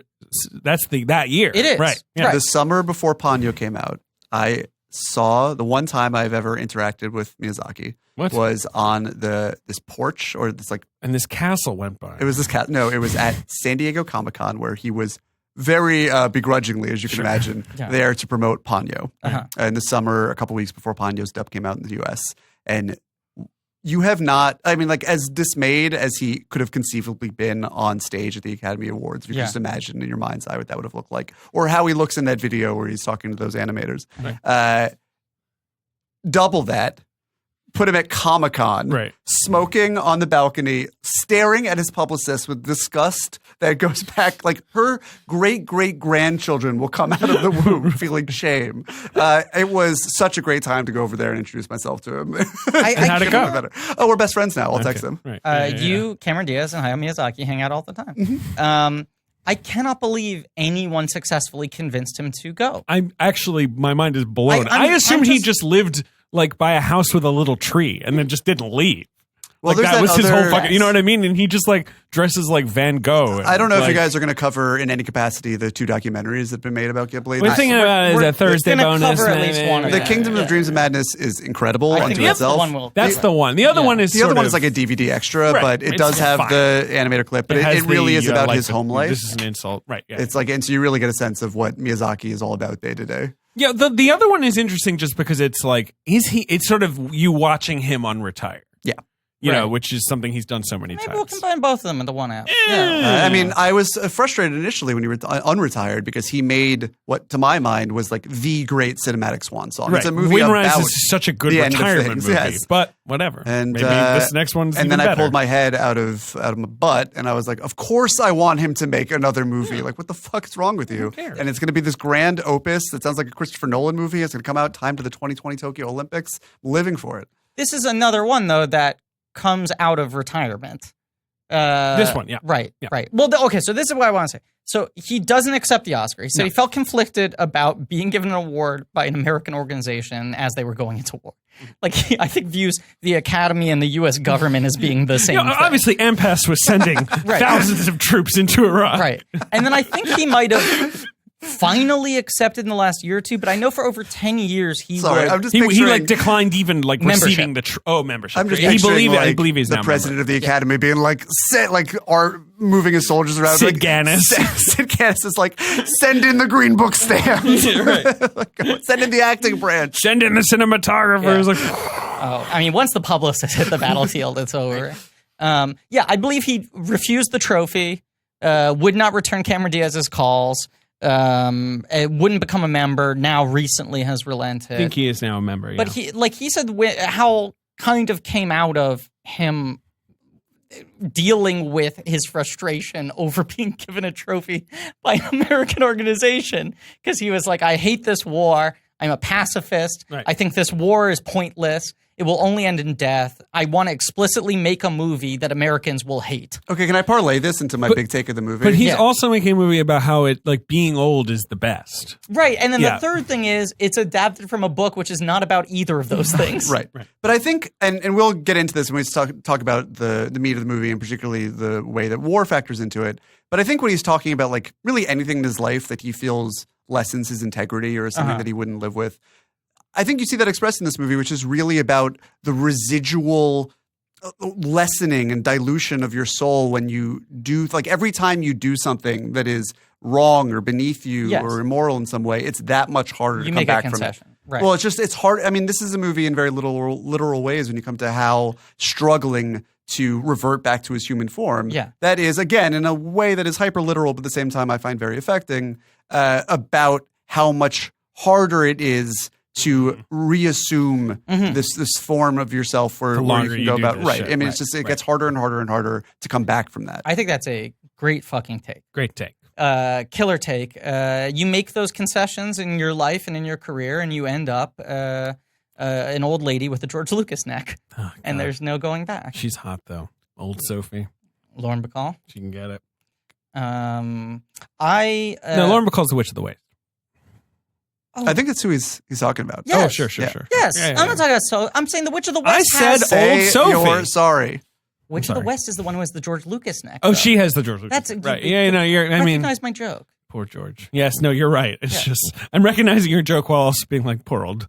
Poor old George. I guess he has his billions of dollars, And to he made keep his it- concessions. Yeah, right. But Wicked Witch I do style. think that the digital stuff in here, if you had said to me like hand drawn animation, traditional 2D stuff that's inflected with digital bits in my head that looks atrocious. I think that obviously they would perfect that approach, but like I turned this movie on for the first time since 2005 and was just bowled over instantly at how fucking beautiful it is. So this is the other thing I find interesting. And I've just been watching all these in quick succession. Just burning all of your relatively. Pixar memorabilia with every new film. Please. Look, they have a very, very clear $10 million cap on merchandising. Pixar has never over merchandised their franchise about toys. And my bedroom attests to that, stands as a testament. This movie was produced in like a year. Right. Which I also think a lot of those sort of CGI techniques weren't just them trying to adapt to the times, but were like necessary in order to get the movie done. Because we talked about in the Gnostic episode how for the big sort of bugs, they're using cutout animation. And the castle in this is like a digital version of cutout animation, where it is not frame by frame. It is like digital pieces that are being shifted around on the board. And I think this is not a movie he had developed. It was a book they had bought because Miyazaki thought He the idea of liked a moving that. castle was He's cool. like, wait, this castle's moving? Right. Castles usually stay It's a still, very, right? like, Ben Right. Check on logic that. to it, where he's like, "Oh, it's big and it moves. I'm in. Yep. Here's a year of my life." Someone Here else too. was trying to develop it. Hosada was going to direct it, I believe, right? Couldn't crack it. Yes. And then What's there to crack? Hosada, who recently, Mamoru Hosada, right? It's got big chicken legs. Mirai, yes. which is nominated for an Oscar last year. Right. But yeah, he got, I think, kind of got fired by Ghibli. Right. Couldn't figure it out. But they had already put a lot of time Yes. and I believe money and energy Right. So into Miyazaki leapt in. Right. So it's like sort of like he went like, well, I got all this hatred for America. Where do I put it? On the flip side, I'm feeling really good about being old. Right. Silver fox ears I'm wearing well. Right. And here's a movie that someone couldn't take to the finish line. Let me take over and make this in a year, which is like an interesting stew for a movie to come out of. Mm-hmm. And right before this, he said maybe I'm done, and after this, he said maybe I'm done. Right. And then this movie kind of like comes out as like a burst. Well, it's that thing where you have, I think for him, where you have to go into every project believing it is or could be your last in order to devote as much of himself to these movies as he does. I think it's a good philosophy too. Like, Sure. I think more people should make things like it's the only chance they're ever going to get to make something. Even if they are providing their own resources and have this giant apparatus. Totally. In the same way that I feel like I would have less of an issue with most TV and most franchises now if they also treated every entry like it was going to be the last entry. Sure. And then just came up with something else rather than making everything a string along. So, David, we got a sponsor this week, Mubi. Mubi. Our friends at Mubi. Yeah, it's a curated streaming service that shows exceptional films from around the globe. You might know it from its famous 30 movies system. Yeah, One movie added every day, one movie removed. that's right. So that means it's staying fresh. It's like Highlander, but instead of there can only be one, there can only be 30. Yeah, I like that too because Highlander's a film franchise. Right. Tying it all in. Every day they premiere a new film. It could be like a timeless classic or a cult favorite or an acclaimed masterpiece or a movie you've been dying to see. Something you might have never heard of, but maybe you'll fall in love. It kind of gives you that pressure to watch something rather than just sort of like put it on the back burner. And let's see what they got. They got the Bread Factory movies. The two-parter here. Yeah, I saw that. Patrick Wang's. I think you'd like them. What else? We got the Lords of... Oh, that's a fun movie. I saw Lords that. Of Salem, I definitely clocked that. the Rob Zombie, and Cecil B. Demented, that wacky John Waters 2000. That's a good movie. I've always heard of this. Like, I've never sat down and watched, and now I can. And here's My Name is Joe. They've got some Ken Loach, some very good Ken Loach, master of British social realism. Sweet 16, fantastic movie. My Name is Joe, fantastic movie. Alcoholism, working class grit, dealing with real life. Yeah, they got a lot of good movies right now. I based on the last ad read we did for Movie, I watched Startup per your request. Oh, yeah. And I was feeling a little anxious that day. That's still probably on there. not the best movie to watch in that sort of state of mind. Yeah, but great movie. Very good. God, he is a bad boy. He's in trouble. He's very much in trouble. He's in trouble. All the time. All right, so you can try Mubi free for 30 days at Mubi.com/check. That's MUBI.com/check. You can get a whole month of great cinema for free. And that's it. They're great friends of the show, and we love them. I'll stop beating this horse with this comment, but how do you look at the lushness of the animation in this? And it's especially, the animation in The Wind Rises is like my eyes just bleed thinking about it. And ever go back to like 3D animation. It's an entirely different thing for me. I agree with you in an overall sense that I think most 3D animation is incredibly ugly. I think there are fewer people and fewer studios that know how to do it well. And I think there is a baseline beauty to any hand-drawn animation because of the process of it and because of how direct it is.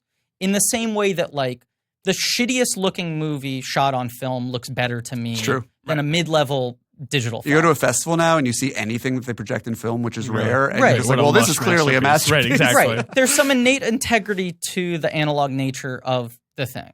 But I think there are people who use digital incredibly well. And I think, there are the people who use CGI incredibly well. We all stand Blobby. He's a legend. So Blobby's cousins are in this movie. Yeah. That is my thing, though, is that, like, watching these movies, I have been relishing watching this much hand-drawn animation, that the digital elements of this kind of irked me, even if I think they're well executed, because I'm like, oh, man, I've been living in this, like, pure hand-drawn world, that when I see the CGI augmentations, I think Ponyo handles the CGI stuff better. And also, Ponyo loves ham. Yeah. Oh. Yeah.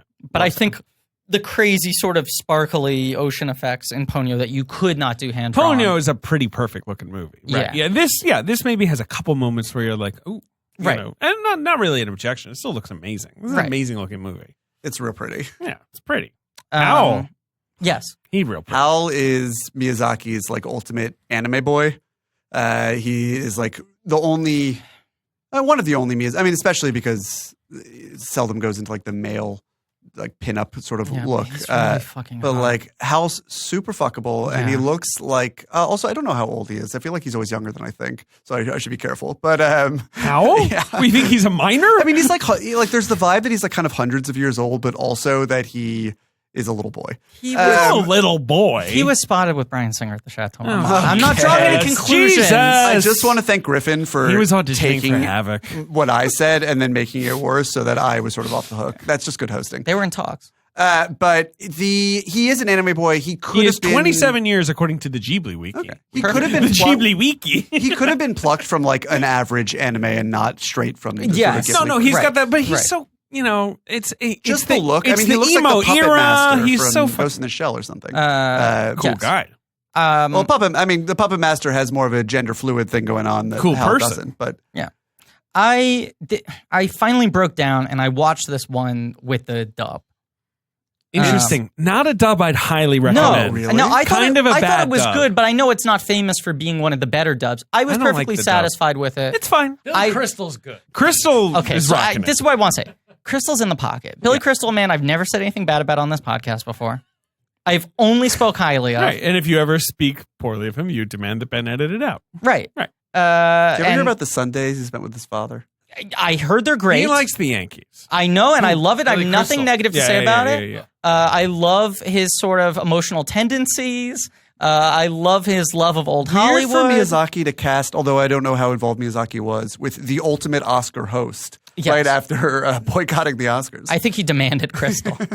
Oh, that'll And show together them. they were just like, the Yeah. Oscars have gotten bad, haven't they? Right. Yeah, right. No, but Billy Crystal was always good hosting the Oscars, and I've always loved every performance he did on the Oscars. And I'm not certainly living in the mistakes of me choosing to talk about whatever I want in this podcast with a now dormant acting career.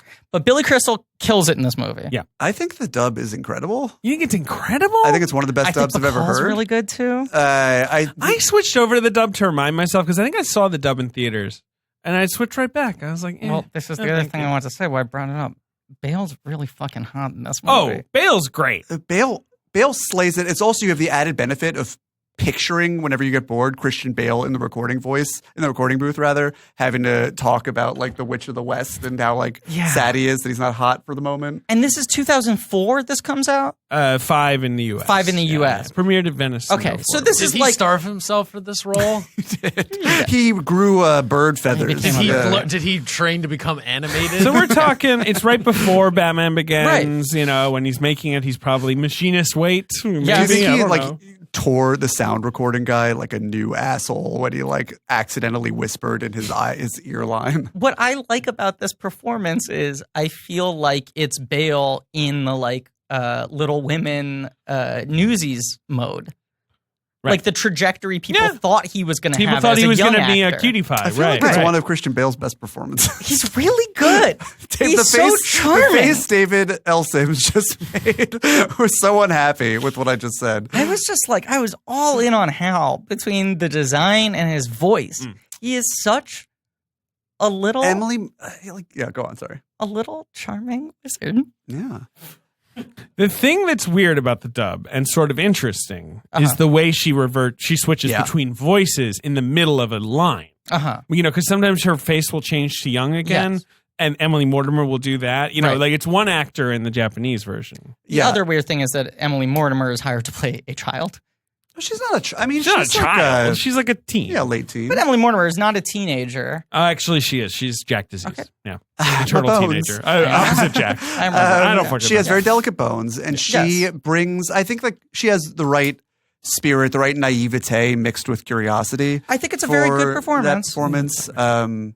I just think it's unusual that weird. the premise of the film is a teenager being stuck in the body They of an had old person. asked every Cyrus. They'd already tapped them all. I guess Ponyo Josh did. Hutcherson crushes it as the little guy. I mean, he's just starting to cook with gas. Little Manhattan, Zathura. Let me tell you how to crush Josh Hutcherson. Fuck. I was gonna nail that. Little Drop a book Manhattan on is a him. movie that is. Okay. Little Manhattan is a movie joke. that is truly impossible to watch without cringing so hard. I have that your not face watched implodes. it. Couldn't. Little Manhattan. Yeah. I'll Like, tell you. How about a movie called Little Actor? Josh Hutcherson. He's small. He's in my pocket right here. look, I He's never. been a guest on Armchair Expert. What the fuck is it? What It's did the they sixth biggest podcast in the No, world. but I don't get it. Did he sit in the armchair and he's like, all right, you're in the armchair. Yeah, Dak Shepard has a recording studio in his attic of his home he owns with Kristen Bell, and he has an armchair that she bought for him, and he sits in the armchair and he interviews people.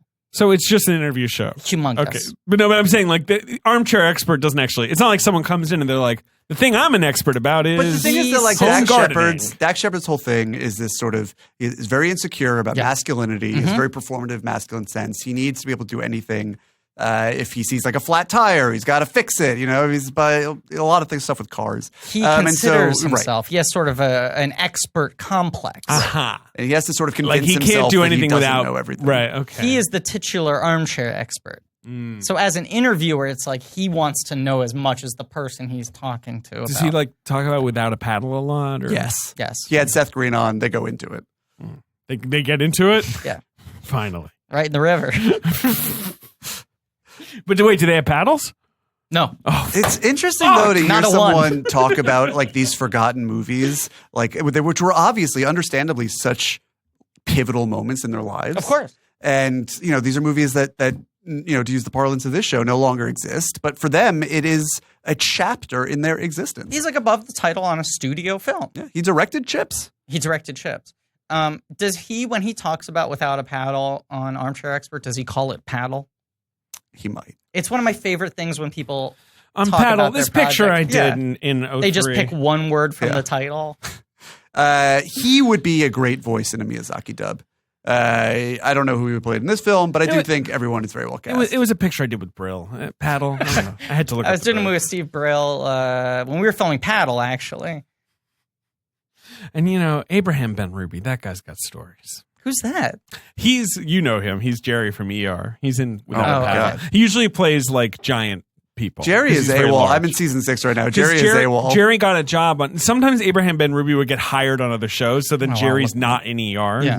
for a while, and then he comes back, and they're like, "Hey Jerry, how you doing?" And he's like, "I'm good," and you're like, "I guess his show got canceled." How was your 4-year sabbatical? Yeah, right, exactly. Your 4-year sabbatical from being a desk clerk. We were paid the whole time Yeah. because you're just so charming. Right. Couldn't afford to lose you. I do think the dub in this is extraordinary. I'm a very hardliner about subs and dubs when it comes to anime. I think the idea of watching The Wind Rises dubbed and not in the Japanese track, which I'm sure you guys will discuss. You butchered his name and work when you talked about him on Nausicaa episode. Hideaki Anno, who is not David Sims, referred to him in a way that I could feel anime fans dying across the world as one of the big guys from Evangelion, which is saying that like I'm getting some water while he's roasting. Oh, boy. You can't take the heat.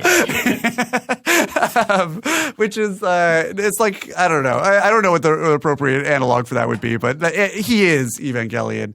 He voices the main character in The Wind Rises, and it is Gotcha. the single greatest voice performance I've ever heard in any language in any movie. Fuck, I need to watch it. I've been very depressed recently, and I do find it hard to focus on the movies subtitled, and it is because they are so visual, and I'm watching them at home.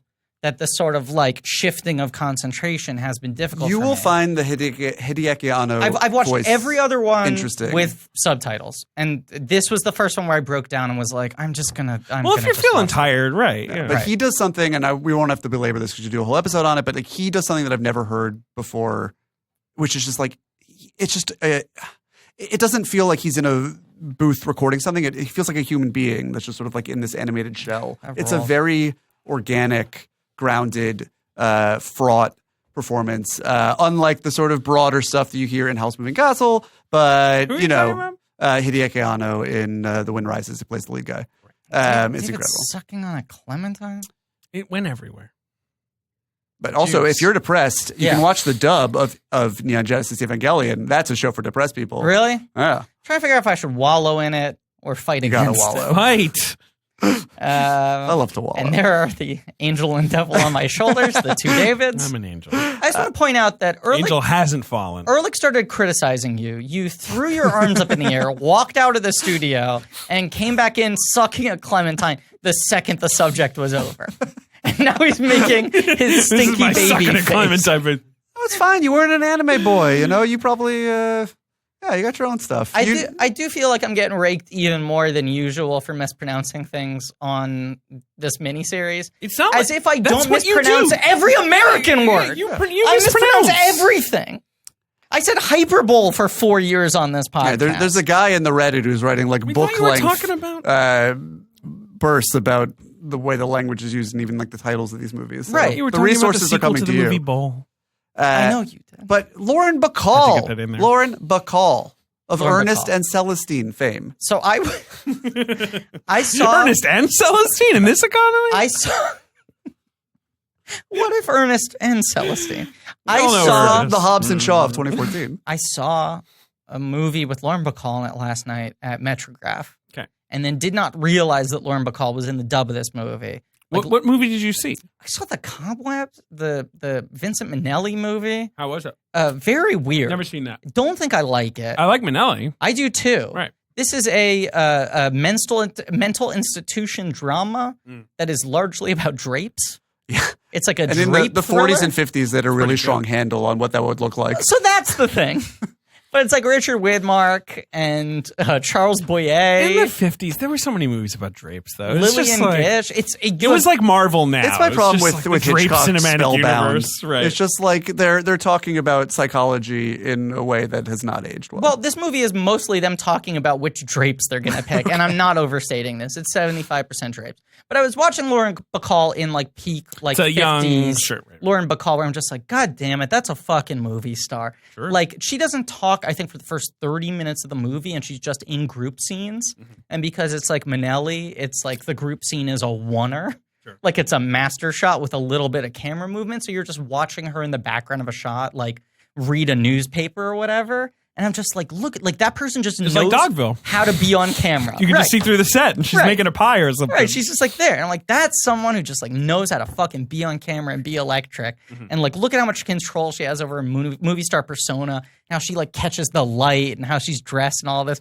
And then to watch this movie with her like big neck and she's like, It's a weird performance. she's great. in That it. character is insane. She's great in it, Like- but I couldn't help but wonder, like, did they just not show her what this character was going to look like? They must not have. Because you Well- you think it When you're doing a dub, do you think you're doing it to like an essentially completed movie? Because like sometimes, you know, the English dub always comes out later. right.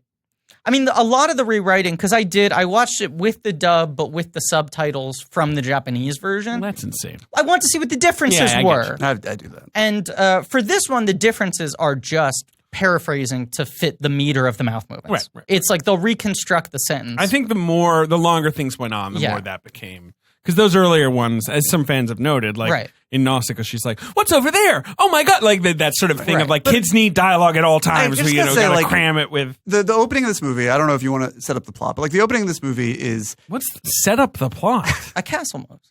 Yeah, there's a moving castle and the world is at war. Hey, we gotta set up the plot. There's a moving castle and the world is at war. Slow down.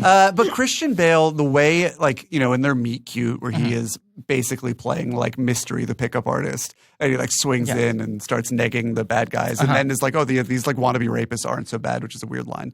But he, you get, because of his vocal performance, why she would be so sort of beguiled and attracted to him. He Like, is captivating. Yeah. In every sense. Right. She's running he's a dream boy. to her family's hat store. That's right. Which is called, hold on, I have it here.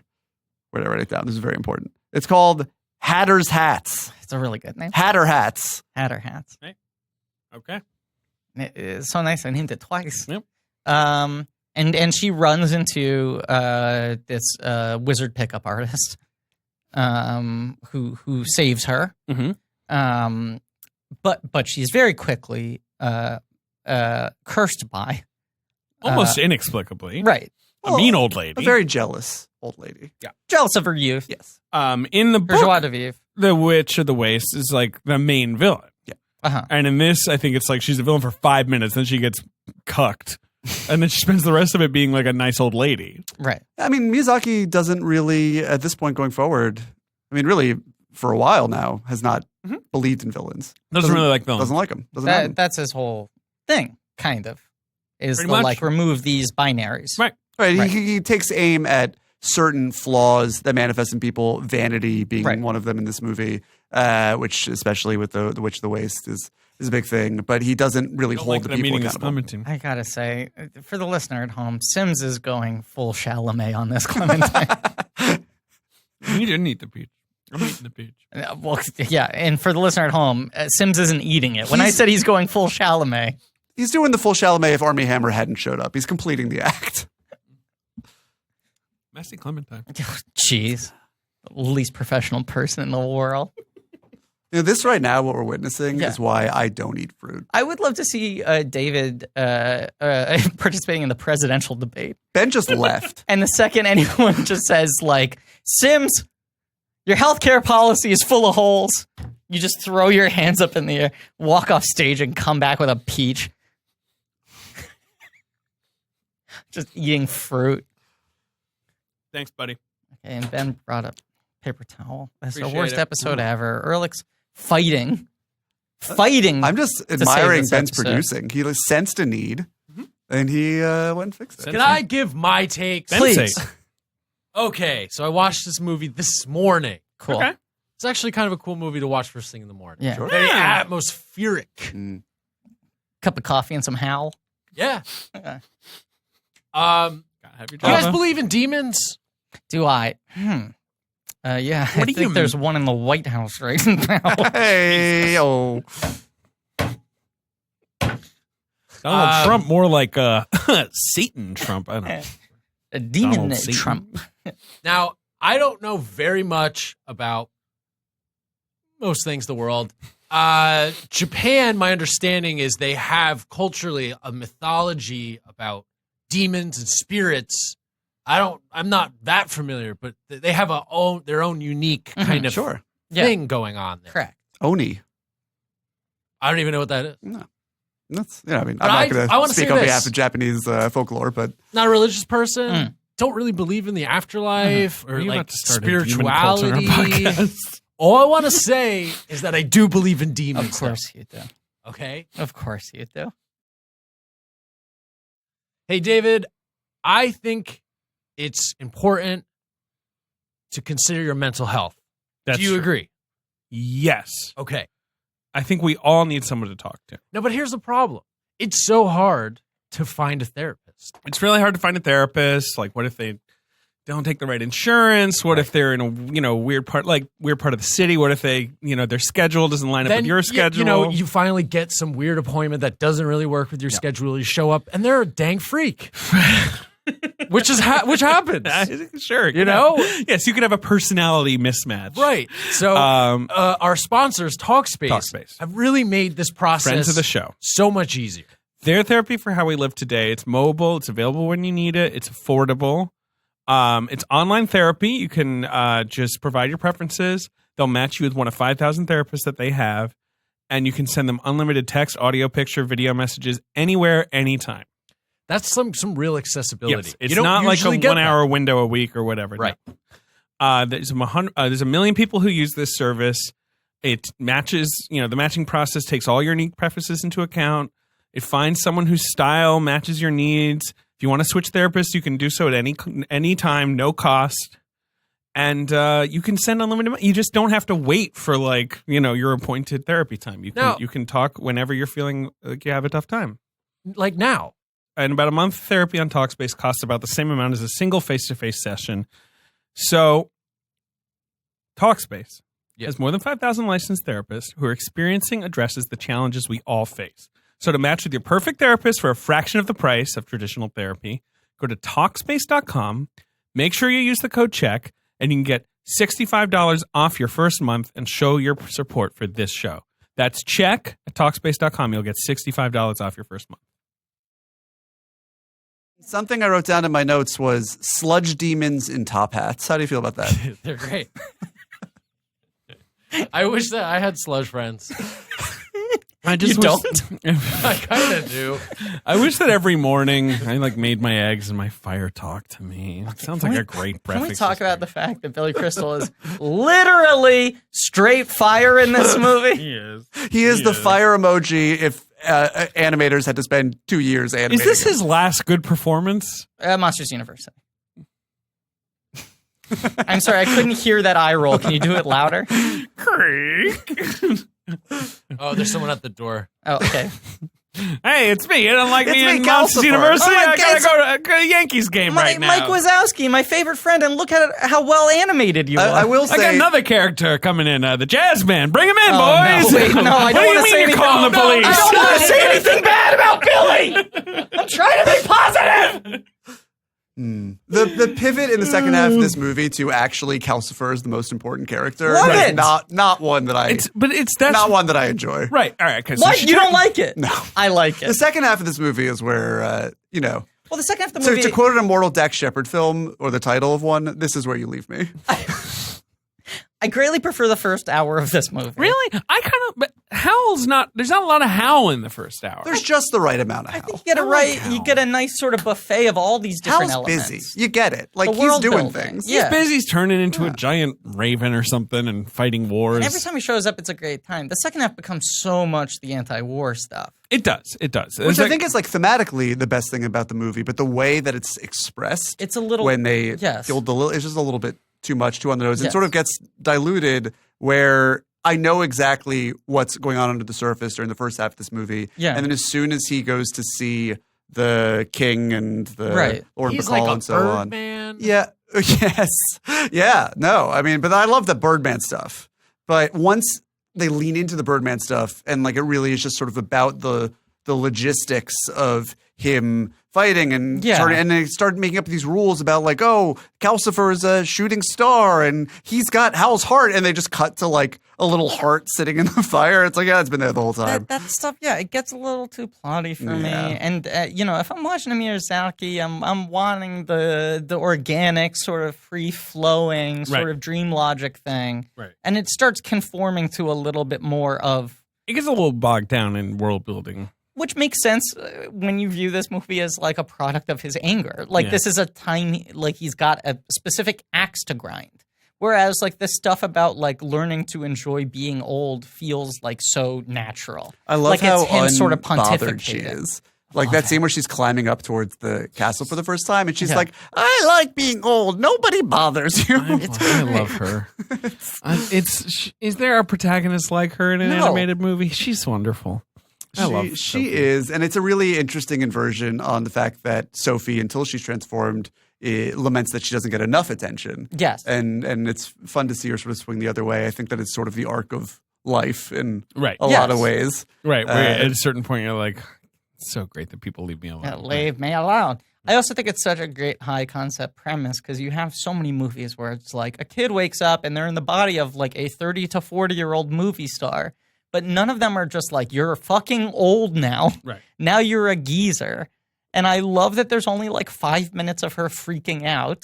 And then she starts getting productive in terms of survival. And then she's actually, this rules. Well, the first thing she does is, well, maybe not the first thing, but one important thing that you have to do when you are magically transformed into an old crone is befriend a guy named Turnip Head. You got it. Who will Gotta help befriend you out. Turnip Head. Yeah. I mean, But I love Can the we freak jump to the I love freak out. Turnip Head so I mean, we'll get to He's a Turnip Head. gentleman. Turnip Head, one of the great movies, one of the great moments in all movie history is, of course, when she kisses Turnip Head, and then he's like, "Oh, hey, I'm a guy named Justin." And I was okay, so we can get to it. All right, my favorite thing is when he pops it and he's like, "I am a Disney prince. I had a whole adventure, and will you be?" And she's like, Huh? Yeah, whatever. Cool. Yeah, I thought I was kissing a turnip. Thought I was just laying some tongue on some turnip. So uninterested in him, Yeah, even though she likes him. Like, she's right back to Howl. And he's like, but I'm the king of the kingdom. I get to go to my kingdom now. And she's like, all right, I'll see you later, bud. I love when Looking she to is play old. the field a little bit right now. Not really looking to lock it up with a turnip man. I love how she's senile and like comically so, but not insultingly so. Like she's that moment where she freaks out and runs away from the mirror and then like runs back as if she's forgotten sort of already what That's she her saw. face, yeah. It's great. It's great. She's great.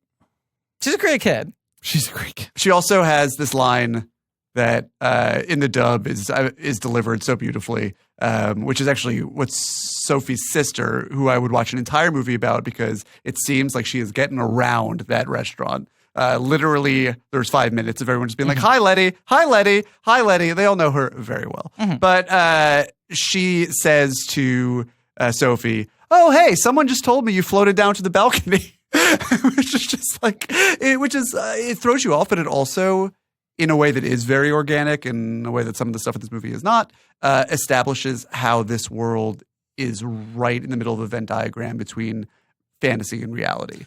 Right. Like that, you can choose to view that as a clunky line, or you can go, in this world, that's the equivalent of like, oh, someone told me you were here. Yeah. Oh, yeah, there's a hot wizard. Right. Yeah, it happens. You floated down from the balcony, of course. So she gets turned into an old lady. Yeah. She goes to this moving castle that's moving around. Yeah. Who's there? Howl. Calcifer? Anyone else? Turnip head. Lil Josh Hutcherson. Little Hutchie, of course. Who transforms into a bearded gnome. Yep. So cool. Very good disguise. And the Witch of the Waste, eventually. Right. Who are all kind of people who are like, just leave me the fuck alone. Yeah. I don't know. I don't want to deal with this anymore, right? Like, they all have that version of a vibe. Right. Like, Calcifer's like, I was a star or something for a while. I don't want to do that anymore. I'm happy just cooking eggs. Well, only when Hal says so. Yeah. And keeps the castle moving. He does keep the castle moving. I love the fact that you can only get into the castle through this like little back door on the rear. It's very video game. Breaking news. What? This is huge. I'm What? sorry. Okay, 2 months Matrix old. 4. Lana Wachowski directing. Oh, yes! Keanu and Carrie-Anne Moss are in it. What? I don't know what to tell you. What? Because they were denying it as of a week ago. A week Just ago. Lana, as we sort of have already figured out, Lily it appears sort of Lana maybe and Lily retired. have sort of split. Did Fishburne die? Don't know. He's not in this release. That's all. I mean, I mean, they could just I mean, get him on like Carrie-Anne a day Moss's from character did die, as Right. did Oh, Keanu's. right. Lana was at the TCAs a week ago when we're recording and denied this. It was because Lana's the one who's working on that show right now. Lily's not doing anything now. Lily is sort of apparently just kind of done Really? making stuff. Wait, I have to double check this. The two L names. Sometimes I really Am I get- wrong about this?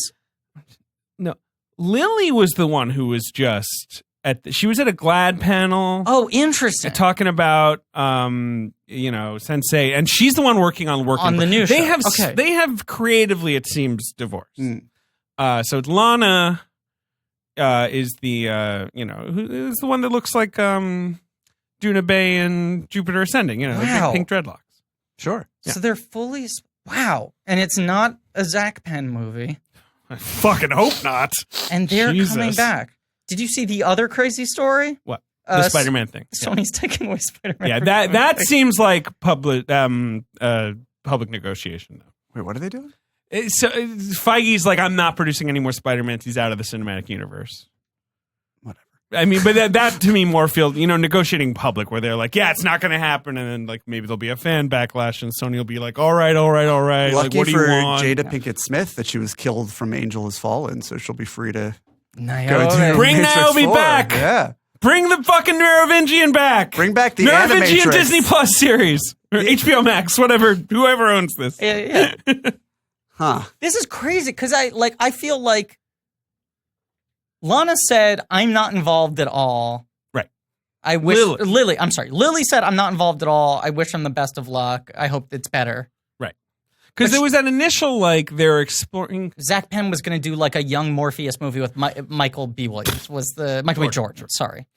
I gotta say, this is like this does freaking not out. feel like surprising news. I the feel like fuck we up. all knew this was coming. No, I knew it was coming, but I figured it was not going to be Wachowski's. Right. And no Keanu. And I thought if Wachowskis weren't doing it, Keanu wouldn't do it. Yeah, well, Right. he'd Sure. been clear he wouldn't do it. Right. Yeah. And like to me, Revolutions ends with a very much like I know what that you can do anything from there. What's Sure. Revolutions? The last one, the Matrix Evolution. They made sequels. And David's going for a second Clementine. Maybe I should. And he's now truly doing it. He is walking out the door. I expect a re-entrance with Clementine. I thought it was just Matrix and Matrix 4. It's the Animatrix. Where they just called it two Correct. full movies No, because there were so many parts. I feel like we've been living with an understanding that the Matrix was going to get brought back in some capacity. Yes. But it seemed like the Wachowskis were not going to be involved at all. Or if they were, it would be in a very slight sort of advisory position. And if they weren't involved, the Keanu wouldn't return. Well, there was the story of like they shut down their production company, and then there was another story where there was like, just kidding, we've reopened our production Right. company. And so this felt like the next Man, step. this is Right, so right. fascinating. And everyone will have chewed this up and completely processed it by the David time Mitchell it's is a co-writer on it. The author of Cloud. Oh, sure. weird. I'm so excited. David is yanking out his hair in both directions. And there is a new Clementine on the table for the listener. I'm so happy. This is so. I'm genuinely so happy. I'm I gonna gotta start take a crying. photo of this for posterity. Wow. The my moment God. the moment he learned. I have to say, it's a dark reflection of the state of the world that in the 5-second window where you stop the podcast to announce huge news, I was thinking much bigger and much happier. But this is exciting. What did you think it was? What do you think? I don't know. What? I don't know. No. It's a certain demon Yeah. being sent back to the pits of hell, if you know what I'm saying. Jesus. Old Hades bringing up the little finger going, yeah, come hither. Oh, it seems, and David, this will be surprising to you, that Twitter has noticed and that they are excited. But back to Miyazaki. Am I right? Oh, boy. Anyone? Oh boy, we don't deserve it. Oh, He's losing God. his mind. I'm so happy right now. Oh, God. He's Everyone's beaming. gonna hate it. Can I take a It's photo? gonna be great. You can take as many photos of me as you want. Okay, right now, though, Okay, give me just a pure look. How does this look? how much is it going to make opening weekend? 25. No, they'll probably because there's enough. No, I Keanu think I now. said this I think in anything the less I than said it in the sequels 175 is a episodes where I'm like, disappointment. Yeah. it's time that like there's just it's so much nostalgia in it. Right. Right. I think anything less than 175 is a failure. Opening? Yeah. Yeah, but I think that's possible. Oh, I think so. I think totally. anything less than 175 would still be more than the total gross of any Wachowski movie that wasn't a Matrix. No, movie. Speed Racer did pretty well. No, but even Revolutions ended at 130 domestic. Yeah. Like it will be their highest grossing film since 2003 by the time it opens. Probably. Boy. Uh, Yeah, but will it have a line where a 90-year-old woman calls someone on the phone and her mom says, "You sound ghastly like some 90-year-old woman"? smooth transition. It would be pretty funny. Imagine that, like, you called your mom and, you're at college or whatever. Yeah. And you're like, hello, it's me, David, your son. Like, I think she'd notice. I do love Just as I remember you over the phone. that people keep on trying to throw like old person shade at her, and she's like, "No, I figured it out." Yeah, I feel great. I mean, sure, climbing the stairs up to the king's palace is a real Yeah. pain in the ass. Oh, we got to talk about this little dog friend. What a great misdirect. I love this. This is my kind of bit. This is a real trick because she decides that they need to go talk to Blythe Danner. Right. Right. Of course. As you do. Of course. Pay your respects. At this point, she Turn into a 9-year-old lady.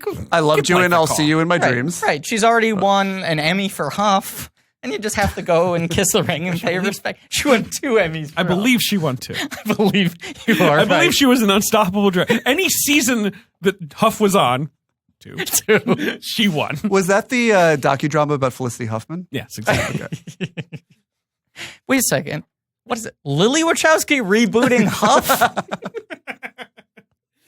Azaria, a holdout, demands 20 an episode. Million. It's like when Sleater. There's no Huff without Hank. Wait, Feige's producing it? Huff to enter. Oh, boy. It's like when Sleater and Kinney broke up. Like, Lily was like, "I'm on Huff," and they're like, "But the fucking the Matrix." She's like, "Nope."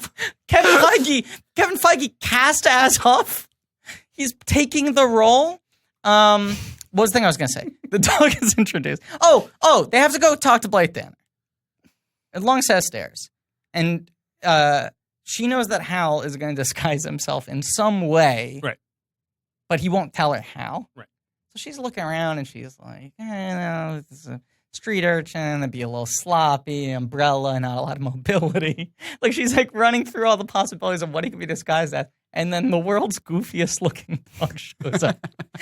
He's got little chicken legs and a long face. And she's like, okay, good job. How game recognized game. Very funny disguise. Little dog. I'm going to jump on your back and you'll take me up the stairs. You just see this dog panting, like out of breath, like struggling. Very funny. To make it up this eternal staircase. And the second they get inside, Blythe Danner's like, oh, thanks, you found my dog. It's so good. It's also one of those moments where the trope of Miyazaki characters talking to themselves pays off in spades. Totally.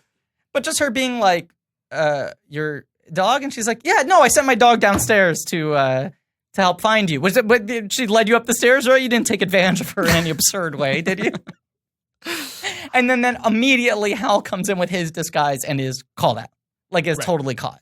Pretending to be the captain, the general. Right. Pretend to love that war. Right. Miyazaki's funny. I think he's the king. He's pretending to be the king. Miyazaki's funny. Also want to point out that Sophie's mom is wearing a hat that has cannons and a dead bird mounted on it. That's how you make your fortune as a millionaire. Yeah. You gotta have weaponize those hats. Yeah. War's everywhere.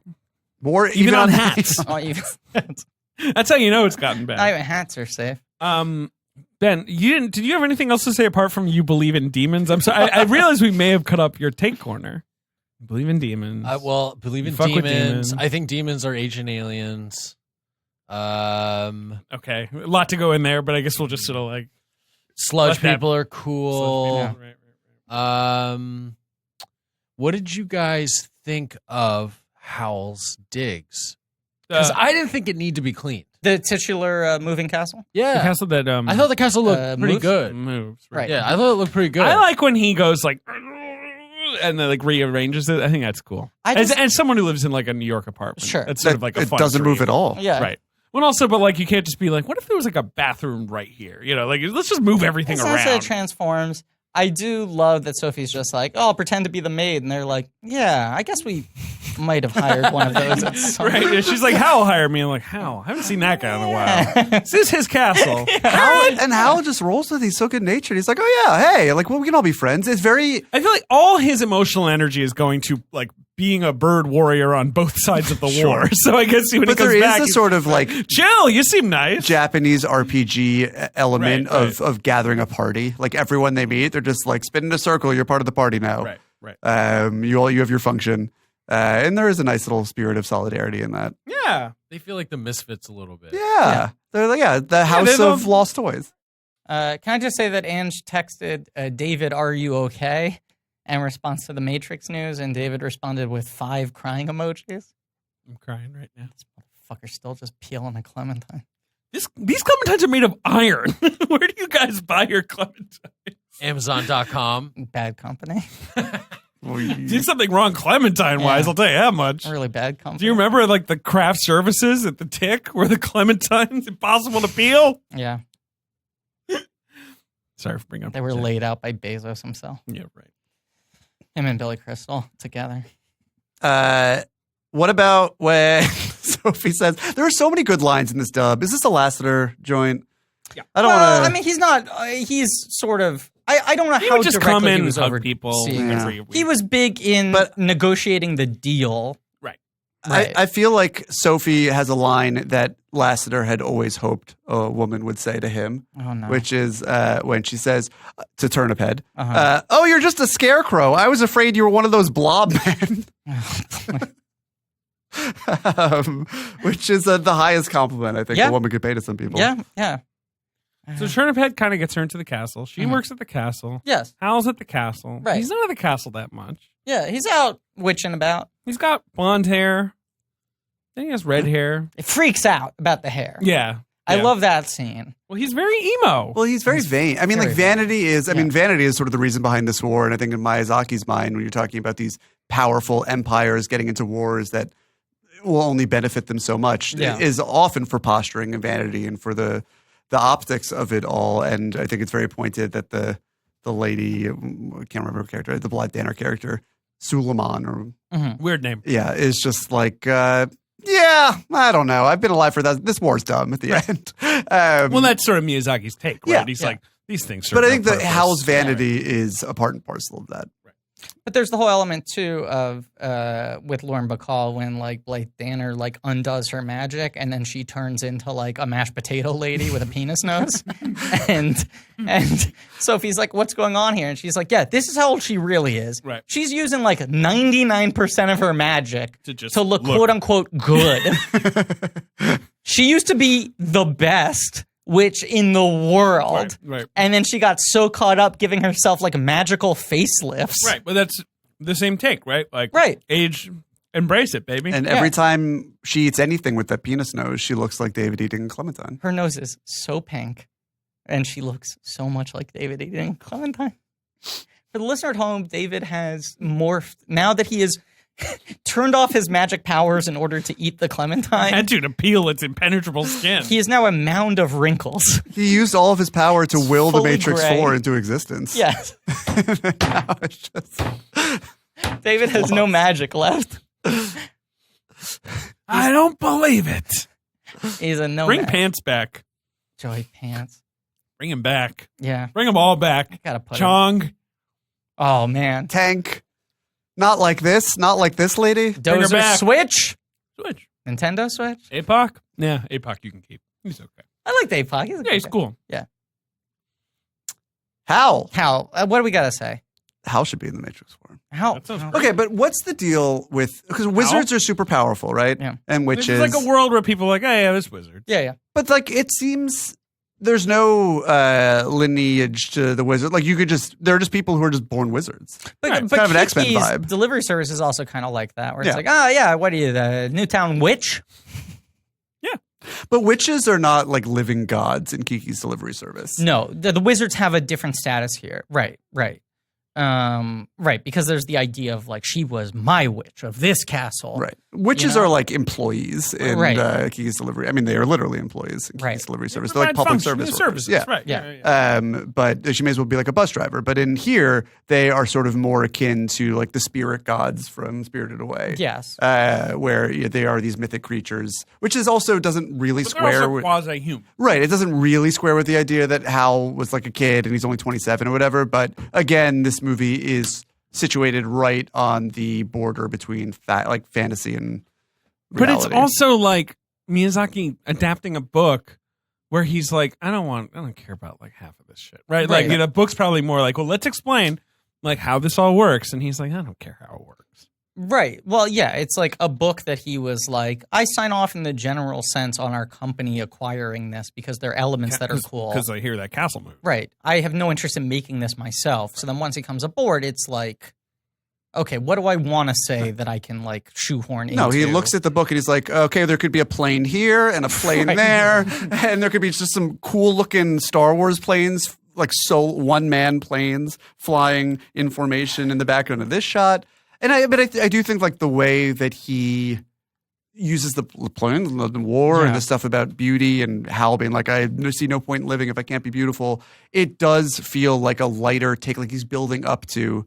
And again, we can only go so far into this, to The Wind Rises, where the beauty of these things is offset by their destructive power, and the people who enable them also sort of have to live with the cost of producing them. And the beauty that they bring into the world is very much of the essence. And so Hal is sort of a cartoonish, emo version of that idea. Right. I just realized what I want Miyazaki to do. Okay. I want him to start a YouTube channel where he reviews planes. I want him to ride a plane with me. Maybe he'd calm me down. Sure. Oh, probably. He would make you appreciate the plane. Right. He'd be like talking about the majesty of But flying. I just feel like I don't hear about plane nerds in the same way that you hear about like other types of vehicle nerds. Right. And I'd love to see like Miyazaki like trying out new like airline models. Right. And What about, being like, this plane was honestly Animators made. and airplanes with Miyazaki. Yeah, that sounds great. Animators drinking tea in airplanes with No, Miyazaki. they'd be smoking cigarettes. It's animators smoking cigarettes on airplanes He has with to rent out Miyazaki. the plane. Yeah. But I do like the idea that you could just, like, if you're a nervous flyer, you could just request him, and at the gate, they would just give you a Miyazaki. It's an option. Yeah. Right. It's like, do you need a kosher meal? Do you Right. need a Miyazaki on your flight? Right. Yes. And you just be like, oh, yes, that sound is just the rudder going like this, and isn't the barbarity of flight doing destructive power, like destruction to the environment. Do you feel like if he explained like the machinations of the plane to you, it would calm you down, David? I think so. Usually, because of my fear of flying, I have tried to like get to know like what planes are doing, Sure. so that like noises don't alarm me. Because you and love things trains, like you love that. cars. I do. Oh no, I have to ride a plane soon. I don't like. You it. love trains and automobiles. But what about planes? I don't like them. Yeah. Could take or leave You like a sub? them. Seems like a fully horrifying concept to me. Haven't been in a sub. But like a metal what are they, coffin? There we go. That's underwater, You right, like and that? you can't leave. You love a sub sandwich, though. I love a sub Well, sandwich. They never make movies about how, like, good things are in a sub. You know? You mean like? Yeah, Oh yeah, that's a movies are great usually point. about like, yeah, being in a sub is tough, and if one thing goes wrong, like, that sub might get called the But, like, Widowmaker. planes are in movies, and, like, characters will get on a plane, and Sure. they'll take off, and they'll land safely somewhere, and they'll go about their business. People propose marriage on a plane. Sure. It's charming. Sure. But in a sub, it's usually like, Charming. something's going to go wrong. Yes. Nobody ever just has soup on a sub. Right. Well, here's a question just for Ben. It's true. What about Might have down soup with a Periscope? sub. Might dip a Right, sub but in soup. soup on a sub. Ben, Yes, sir. do things go wrong in down Periscope? Is that the one with Kelsey Grammer? Yeah. I don't remember. Yeah, I think so. Right? I think they're like a ragtag group of guys, and then something goes wrong. We're all just checking the Just Wikipedia page for down Wikipedia. Periscope. Down Periscope Wikipedia. Yeah, it looks like there's some sort of I'm like, is it just like a unorthodox ribald tactics. submarine comedy? Someone's charged with mutiny. I think there's a lot going on. Okay. Relative to other sub Yeah. movies, though, maybe less. It might be the catastrophe. most fun you could have on a sub. Yeah, golf on top. Yeah. Remember that part? That was a good part. That was a good That part. was a good part. That was a good part. That's a weird round of like mid-90s studio military comedies What else you got? where you have like Major Payne. Major Payne Sergeant Bilko. in the Army now, Right. McHale's Navy. These are all bad movies. Them all like notorious Saving flops. Private Ryan. Yeah. Like all career killers. Hilarious. So funny. What about I Ed don't know Burns. What if Cut up. you? All right, I'll pitch you. Okay. If you were Major Payne, Mm. you could play like a almost like a Napoleon what's that like? Complex.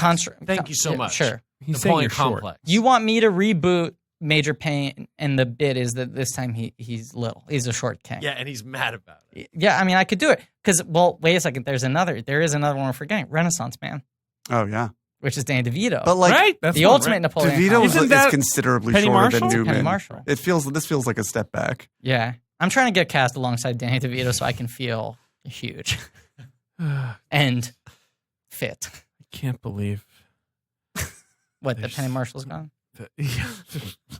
What? that. We lost Penny. Yeah. No, you're still reeling from the Matrix news? Yeah.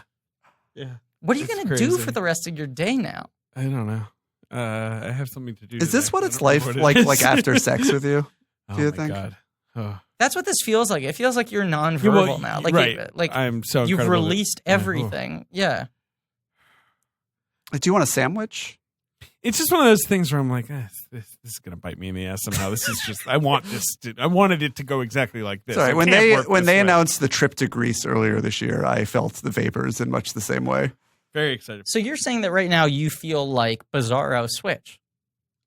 Exactly. You're saying Like this. like this. Like Like, like this. this. Like this. Oh, Switch. APOC. Is there other stuff in your notes we need to Yes. cover? I'm sorry this is the most runaway episode we've done That's in the a last week. 4 days. when she says, just go find some field and stand in it, it's a sick burn. Yeah. Sick burn. Kind of if an old lady said that to you, you would be destroyed. Well, it's like Fawn saying, like, go sit on it. Yeah. One of my favorite insults ever. It is a good insult. Yeah, sit on it. What else is Calcifer? I don't know. Yeah, the second half of this movie is kind of a bummer. I agree with you that it's kind of a bummer where she's like, oh no, I put out Calcifer and there's all that to deal with. Right. And like, of course she put out Calcifer. The last thing I want in this movie at the hour mark is plot. Right. And that's the thing. You're right. It is a lot of plot. That's I just like more Howl. It feels like, some of the other Miyazaki movies will have like a lot of setup in the first half and then let you just kind of go transcendent in the second. Yeah. And this is the opposite, which Right. kind All of feels like a transcendence. And they're like, buzzkill. all right, so but anyway, this is what's going on here. Right. And there's that sequence where she sees Howl becoming magical, like catching Calcifer. Yeah. Mhm. That's just sort of happens. It's one of the 4 different endings. Right, that are exactly. Right. unnecessary. That's where you're like, wait, is this now? Oh no, I guess it's not. I don't know. And most of these are good individual I don't get swept sequences. up in it quite in the same That's way. the They're thing. great I stopped sequences. getting caught up It in the looks flow great. of the movie. The character Yes. design is phenomenal. Right. Like I love how Calcifer looks. I love Yeah. how Do you, the though? little huntress. Yeah. I do. Calcifer- I think he's very handsome. What's your beef with Calcifer? He's a little He's like bah, bah, bah, flame bah, with bah. eyeballs. I like that he leans on the log or hugs the log. He has like He's a little flame for Brooklyn. he has ponyo eyeballs. He's got those just little white round shifty things. And Okay, we don't need to make David any more horny than he already is. and I don't know. I'm just like, you gotta, it's gonna be a little fire. I don't know. I like him a lot. I don't think Calcifer's all that hot, if you catch my boy. drift. Oh boy. I do like that she kisses Turnip Head and he's like, I've been in my own movie the whole time. And she's like, okay. I feel like we already talked about it. I know. And Again, then I'm trying to think of any other thing that happens. My big Ehrlich takes has on this notes. movie. Yeah. Sorry. My big takes on this movie is just that it does in retrospect feel like he was fine tuning some things and gearing up for the masterworks to come. And I really would have loved to see him maybe get ahead of that and pivot more in the direction of getting into Howl and the battle over his soul and the difficult struggle he has in coming back to his human form and not have that lost in all of the mumbo jumbo that goes on around him. But I do feel like the crucial line in the second half of this movie anyways, when he says that all this magic is just to keep everyone away. I can't stand how scared I am, which if anything feels like a animator who lives in their hut away from all life and hates interacting with the public and just chain smokes all day long and has created more joy than any other artist in the 20th century and beyond. Feels like Miyazaki putting his voice into him. That line resonated with me, and I think as Miyazaki became increasingly introspective, that line was a hint at things to come. Right. It's funny that we'll talk about Wind Rises, but what a movie! Maybe it's an incredible movie, but this is the anti-war movie and not The Wind Rises. Yeah.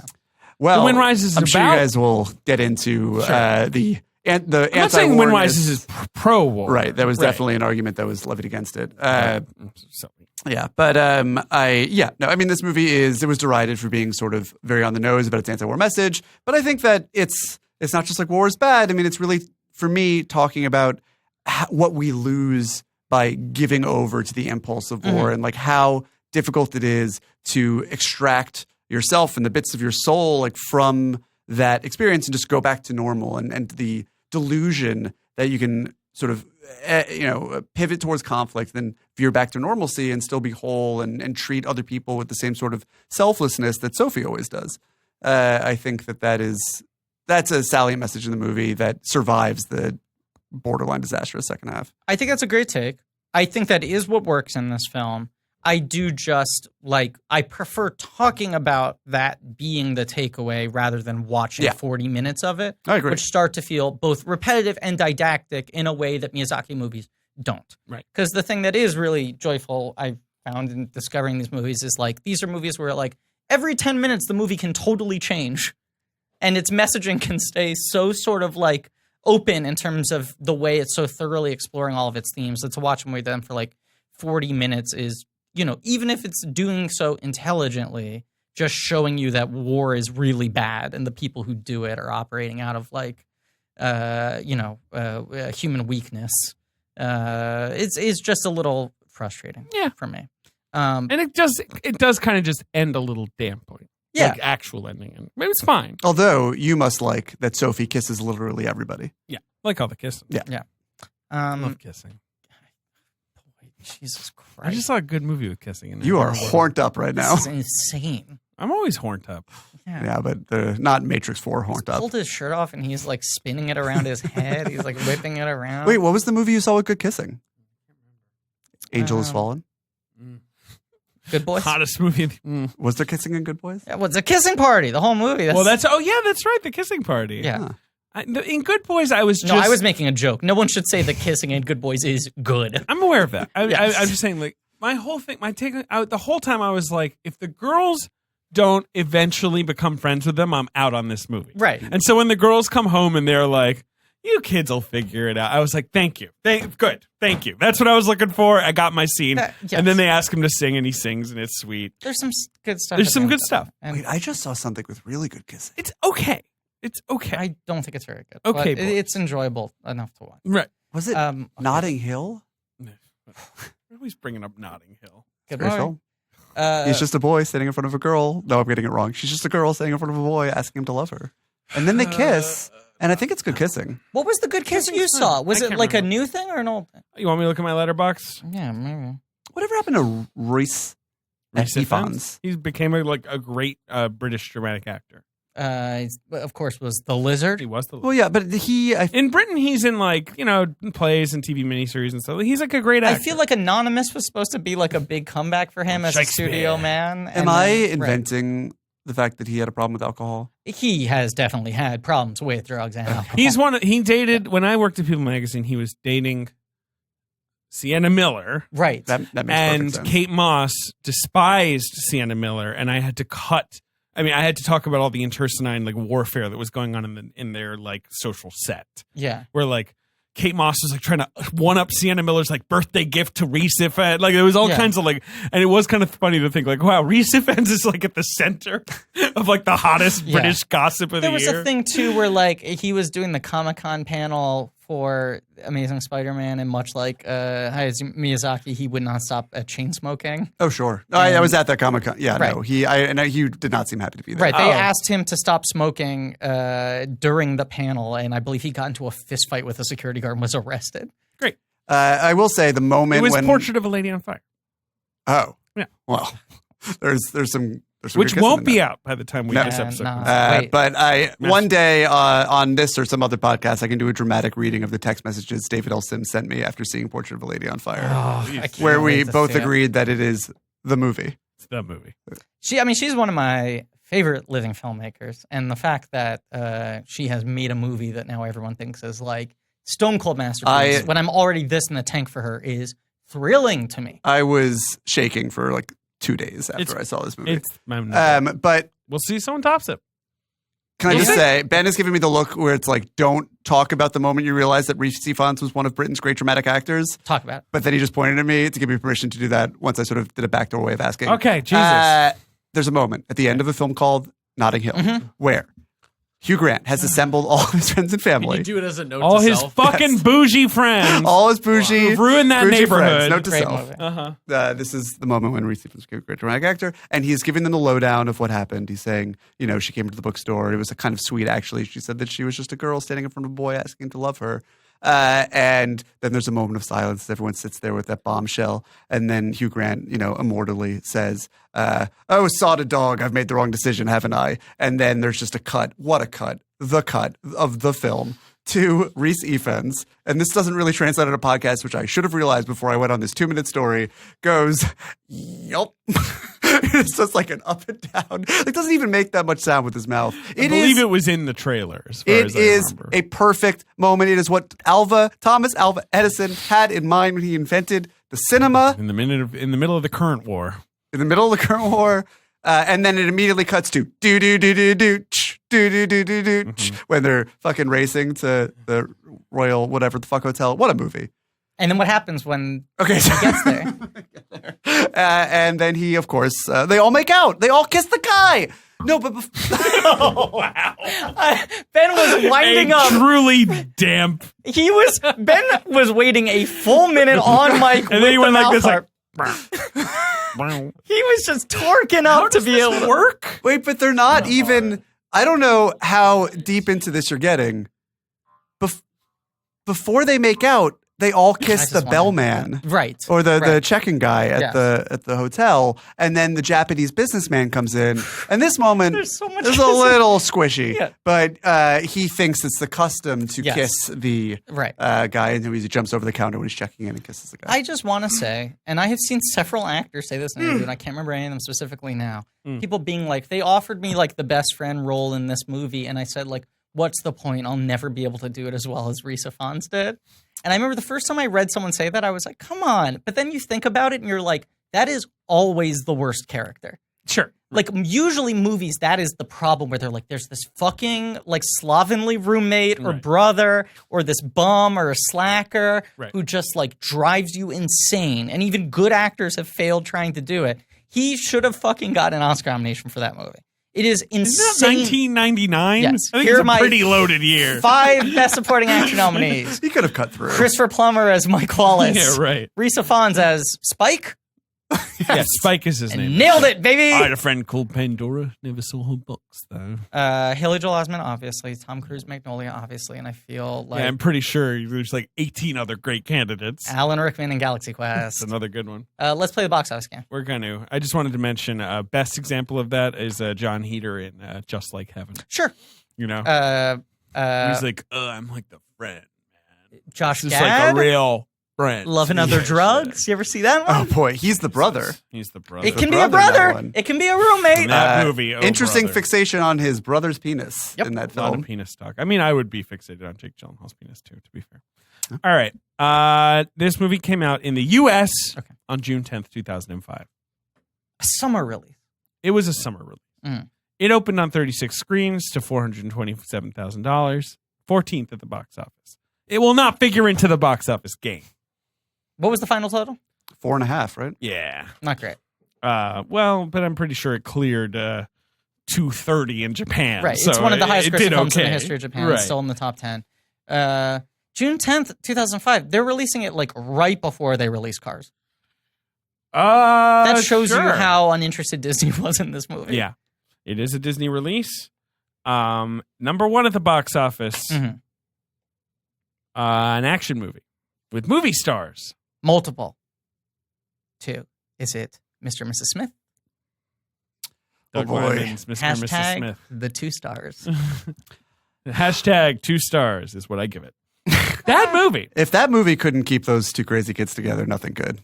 Do you like Mr. and Mrs. Smith? No one likes Mr. and Mrs. Smith. Some people do. That's I like- think I've there's some encountered stuff that in opinion. it. That, and I that am movie is interested by why it the because name. it's I mean, weird. there have been several reasons why since, but that will always be the reason why the name Simon Kinberg sends chills up my spine. But Dark Phoenix. Huh? I'm not saying it's the best reason. I'm saying it's the reason. Dark Phoenix is a very memorable movie. Number 2 at the box office. I do. I remember all that stuff that happened. Spam call.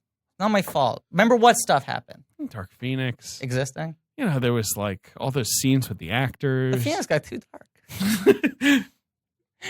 David, People are squinting. is squinting. Can't see that Phoenix. Try to see the Phoenix. Dark as a moonless night. Number 2 at the box office. Animated film. It's an animated film, but it's not a Pixar. No. Is Madagascar? Nope. Okay. This is where I'm at. I just figure you can nail these. The big summer for me. Number 3 is a film that we've covered on this podcast. Batman Begins? Nope, that's next week. Fuck. Revenge of the Sith? Yes. Okay. Number 4, comedy. Longest Yard? Yep. Oh, boy. Number 5, children's live action film, sort of. Interesting. With Which is animation. okay. Which is sort of. It is definitely for children, but it's only kind of live action. Yeah, I mean, I feel like it has a lot of CG and sort of crazy effects. A lot of crazy effects. Yeah. Is it based on anything? Is it like an adaptation of anything? I don't know. I don't think so. What were you gonna No, guess? I think I'm wrong in every way as a person can be wrong. Can you throw it out though? I think it's like 6 years too late and not for children. Small Soldiers. It's not small. You're taking out one of the best Movie. films ever, man. No, not based on anything, but based on an original story by like the director's kid. Oh, Shark Boy and Lava Girl? Wow. Redemption! Oh wow. The Adventures of Shark Boy. The only and Lava Girl. screenwriting in credit 3D. of Robert Rodriguez. Oh, you got Shark And Boy. the only sorry. story credit of Racer Rodriguez. I'm sorry. You That got was the Shark joke Boy. I was trying to You make. got Shark Fuck, Boy I and Lava stepped it up. Girl together because Really it did. was before the recession. Yeah. Right. That is Taylor Lautner, is it not? Taylor Lautner, I believe, is Shark Boy. Shark I Boy. forget who played Lava Girl.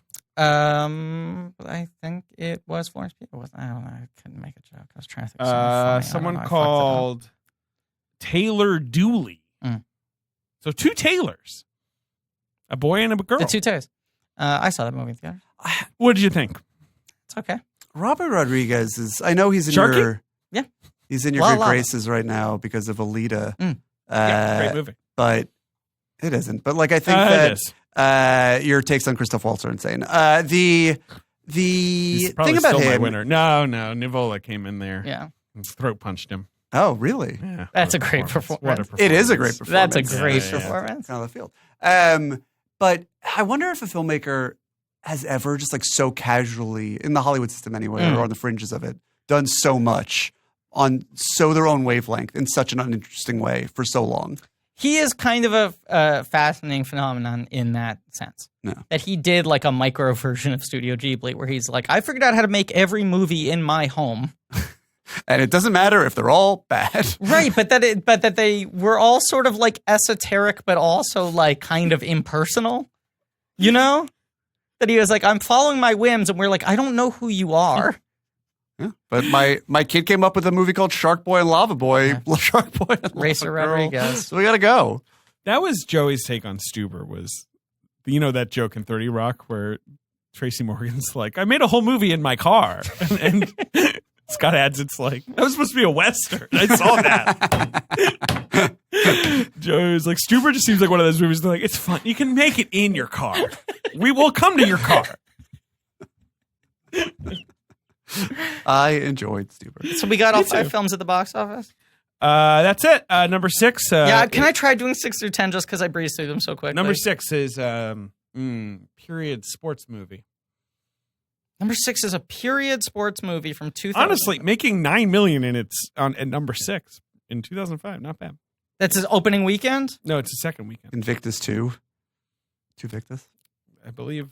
No, What studio is it? Is it a Disney sports movie? Universal. It's a Universal. Sports movie is a bit of a trick here, but it is a sports movie. There's no question. So it's a weird sport. Nah, it's a common movie sport. It's just kind of about other things as well, but it's a sports movie. Is Cinderella Man? Okay. All right, number 7, Teens. Number 7 Great movie. is for the teens. And you love it. I like it a lot. Haven't seen it in years. Comedy? Yeah, comedy. Ben's doing 2 fingers. He is. You know what that means? I They're mean, walking. I do. The teens are walking. They're walking? It's kind of a weird clue. What do you walk on? Water? What do you use to walk? Feet? And Legs? what goes over legs? Shoes. Walking on shoes. Nope. Pants? Walking with pants. Oh! Sister to the traveling pants. Yeah, Ben, a very weird clue. Yeah, he just motioned like 2 fingers as legs walk. One of the great number- casts ever assembled. Yeah, great cast. Second one is so good. Yeah, so the second one's good too. Yeah. Number 8 is one of those movies you forget happen where it's like kind of like Guess Who, where it's like sort of black cast updating of an old thing. The Honeymooners? I never forget that movie. I think it's weird that we don't talk about it all the time. Cedric the Entertainer, Mike Epps, Regina Hall. Regina Hall. Yeah. Yeah, I never saw it. And then I'm trying to remember who the 4th actor is. John Leguizamo's in it as well, but I'm trying to remember who the 4th person is. Gabrielle Union. Gabrielle Union. The great Gabby Union. Who just showed up in ER season 6. Yes. Number 9, big comedy, return of a major Oscar-winning star who had like not. Monster-in-Law. Number 10, French horror. High Tension? Yes. I mean, I know there's not like a ton of French horror, but you got I'm it. just saying, I felt confident. That's I want to do the 10. And then number You were 11 wins free. Best Picture. Number 11 wins Best Picture. It's correct. That's right. Sometimes we're also numb. Let's keep going. Let's get to Crash Howl. into each other, just- Let's get to Howl. Howl's Then 14? we're done. Yeah. Okay. We're almost there. Number 12. Number 12, dramatization of a documentary. Also a sort of quasi-sports movie. Weird. It's a dramatization of a documentary. Yeah, Ben's into it. Was it a recent? Lords of Dogtown. Fucking hell. I think a good movie. I haven't seen. I think a very good movie. I think the movie's really underrated. Hardwick, right? Hardwick. Captain Hardwick. Yeah. Yeah. And then number 13, cheesy sports comedy that shares the Kicking name and of a Screaming. masterpiece. Yes. Yeah. I just want it to be known that last night I hung out with friend of the podcast, John Hodgman, and he made a joke about the box office game, about me being able to name what was number one at the box office the first weekend of January in 2010. And then I went, wait, I want to see if I can actually do this. He went to pull up Box Office Mojo. Right. It was down, so he couldn't provide any context clues. Sure. And I just sat there for 3 minutes and then went, True Grit. And he went, it just reloaded. The answer is True Grit. That's terrible. I went into the files of my brain Yeah. without any further information, just knowing it was the first weekend in January. Right. And I deduced it. Anyway, my brain is broken and I cannot find happiness in life. So, a lot of pride in that story. Huge amount of pride. Maybe misplaced. Give me my victory. Please give me my victory. Ehrlich, you got a baby coming out. I have a baby launching at the end of November. It's going to be very profitable, I think. Huge hit. You're going to cap merchandising sales at $10 million per year, right? Yeah. We're going to cap the amount of money that this baby can take from me at $10 million. Well, you want to keep the integrity. You want the baby to retain the integrity of its character. Yeah, no, we don't want the baby to be spoiled by the tens of dollars that we have to spend on it. Right, going to keep the baby off of streaming services. Yeah. Yeah. The baby will become the most beloved guest of this podcast, pushing me out forever. We had really wanted a girl. We were both. I learned about the term gender disappointment because the mommy blogs are on it when we found out we were having a boy. And then I didn't really think about it too much because they were like, you'll get over it. Eventually your kid will just be your kid. And then it was really when we figured out the name that we both liked that I suddenly wasn't just excited about having a kid, but became very excited about having this kid. I'm excited for this name. I'm pumped for this reveal. We at Baskin Robbins, so I feel like we're about to get a big scoop. The name is going to be... No, I can't drop the name on this podcast. You can't. No, he's not can't dropping drop the name. I've already had this conversation with him. Yeah. The way he talks about it, I'm like, I can't wait to hear what this transformational name. No. I mean, it'll be pretty underwhelming. It's just the idea of having a name. It's Bob. Billy Bob. It's Billy Bob. It's Sling Blade. It's a boy, so you can't name it Carol. Yeah. Well, you can. Carol Reed. Oh. Yeah. I may have said too much. Well, look at that. But yes, boy, baby. Yeah. I hope so. All right. We got to wrap it up. Going to make a bounce baby joke, and I couldn't think of a way to word it that was not morbid. Thank you all for listening. Yep. Please remember to rate, review, subscribe. Thanks to Ange Ferguda for our social media, and also for texting David immediately about The Matrix, being a good friend. Thanks to Joe Bowen and Pat Rounds for our artwork. Let's just say, because when we were recording the other episodes, you hadn't seen the art yet. Pat had not done the art yet, and we were talking about should we task Pat with this? This is tough because it's it's out of his wheelhouse. It seems hand it's drawn. not Photoshop. It's I don't know how the fuck he did this. Oh, he's a genius. He's a genius, and he's winning all the Obies this year. Thanks to Lane Montgomery for our theme song. Go to blankies.reddit.com for some real nerdy shit. Go to Patreon for some real nerdy bonus content, and TeePublic for some real nerdy shirts. We love to see it. New Patreon goals. 5,000 listeners. Trolls the Experience. We take Richard Lawson to Trolls the Experience. Brief panic last night when we thought it was closing soon, but it seems like it'll be fine. It seems like it'll be fine. And 6,000 Patreon subscribers, and Ben has to do a fashion show. You ready, bitch? I'm ready. We wanted to make this the 5,000 goal, and Ben said he needed more time. Ben was like, more like 6. Do you make buried jeans in baby sizes? No, but I will for you. All right. Buried onesie. We got to wrap it up. We got to call. Next week. Okay. Win Rises. What a film. And as always. No, next week's Ponyo. Oh, I'm sorry. Yeah. Next week is Ponyo with Shirley Lee. Right. Now of the Atlantic. And a week after that, I get to watch Win Rises for the first time. And as always, tell us that Josh Brolin story quickly. Yeah. Turn the mics off, baby. All right, so they were at a urinal.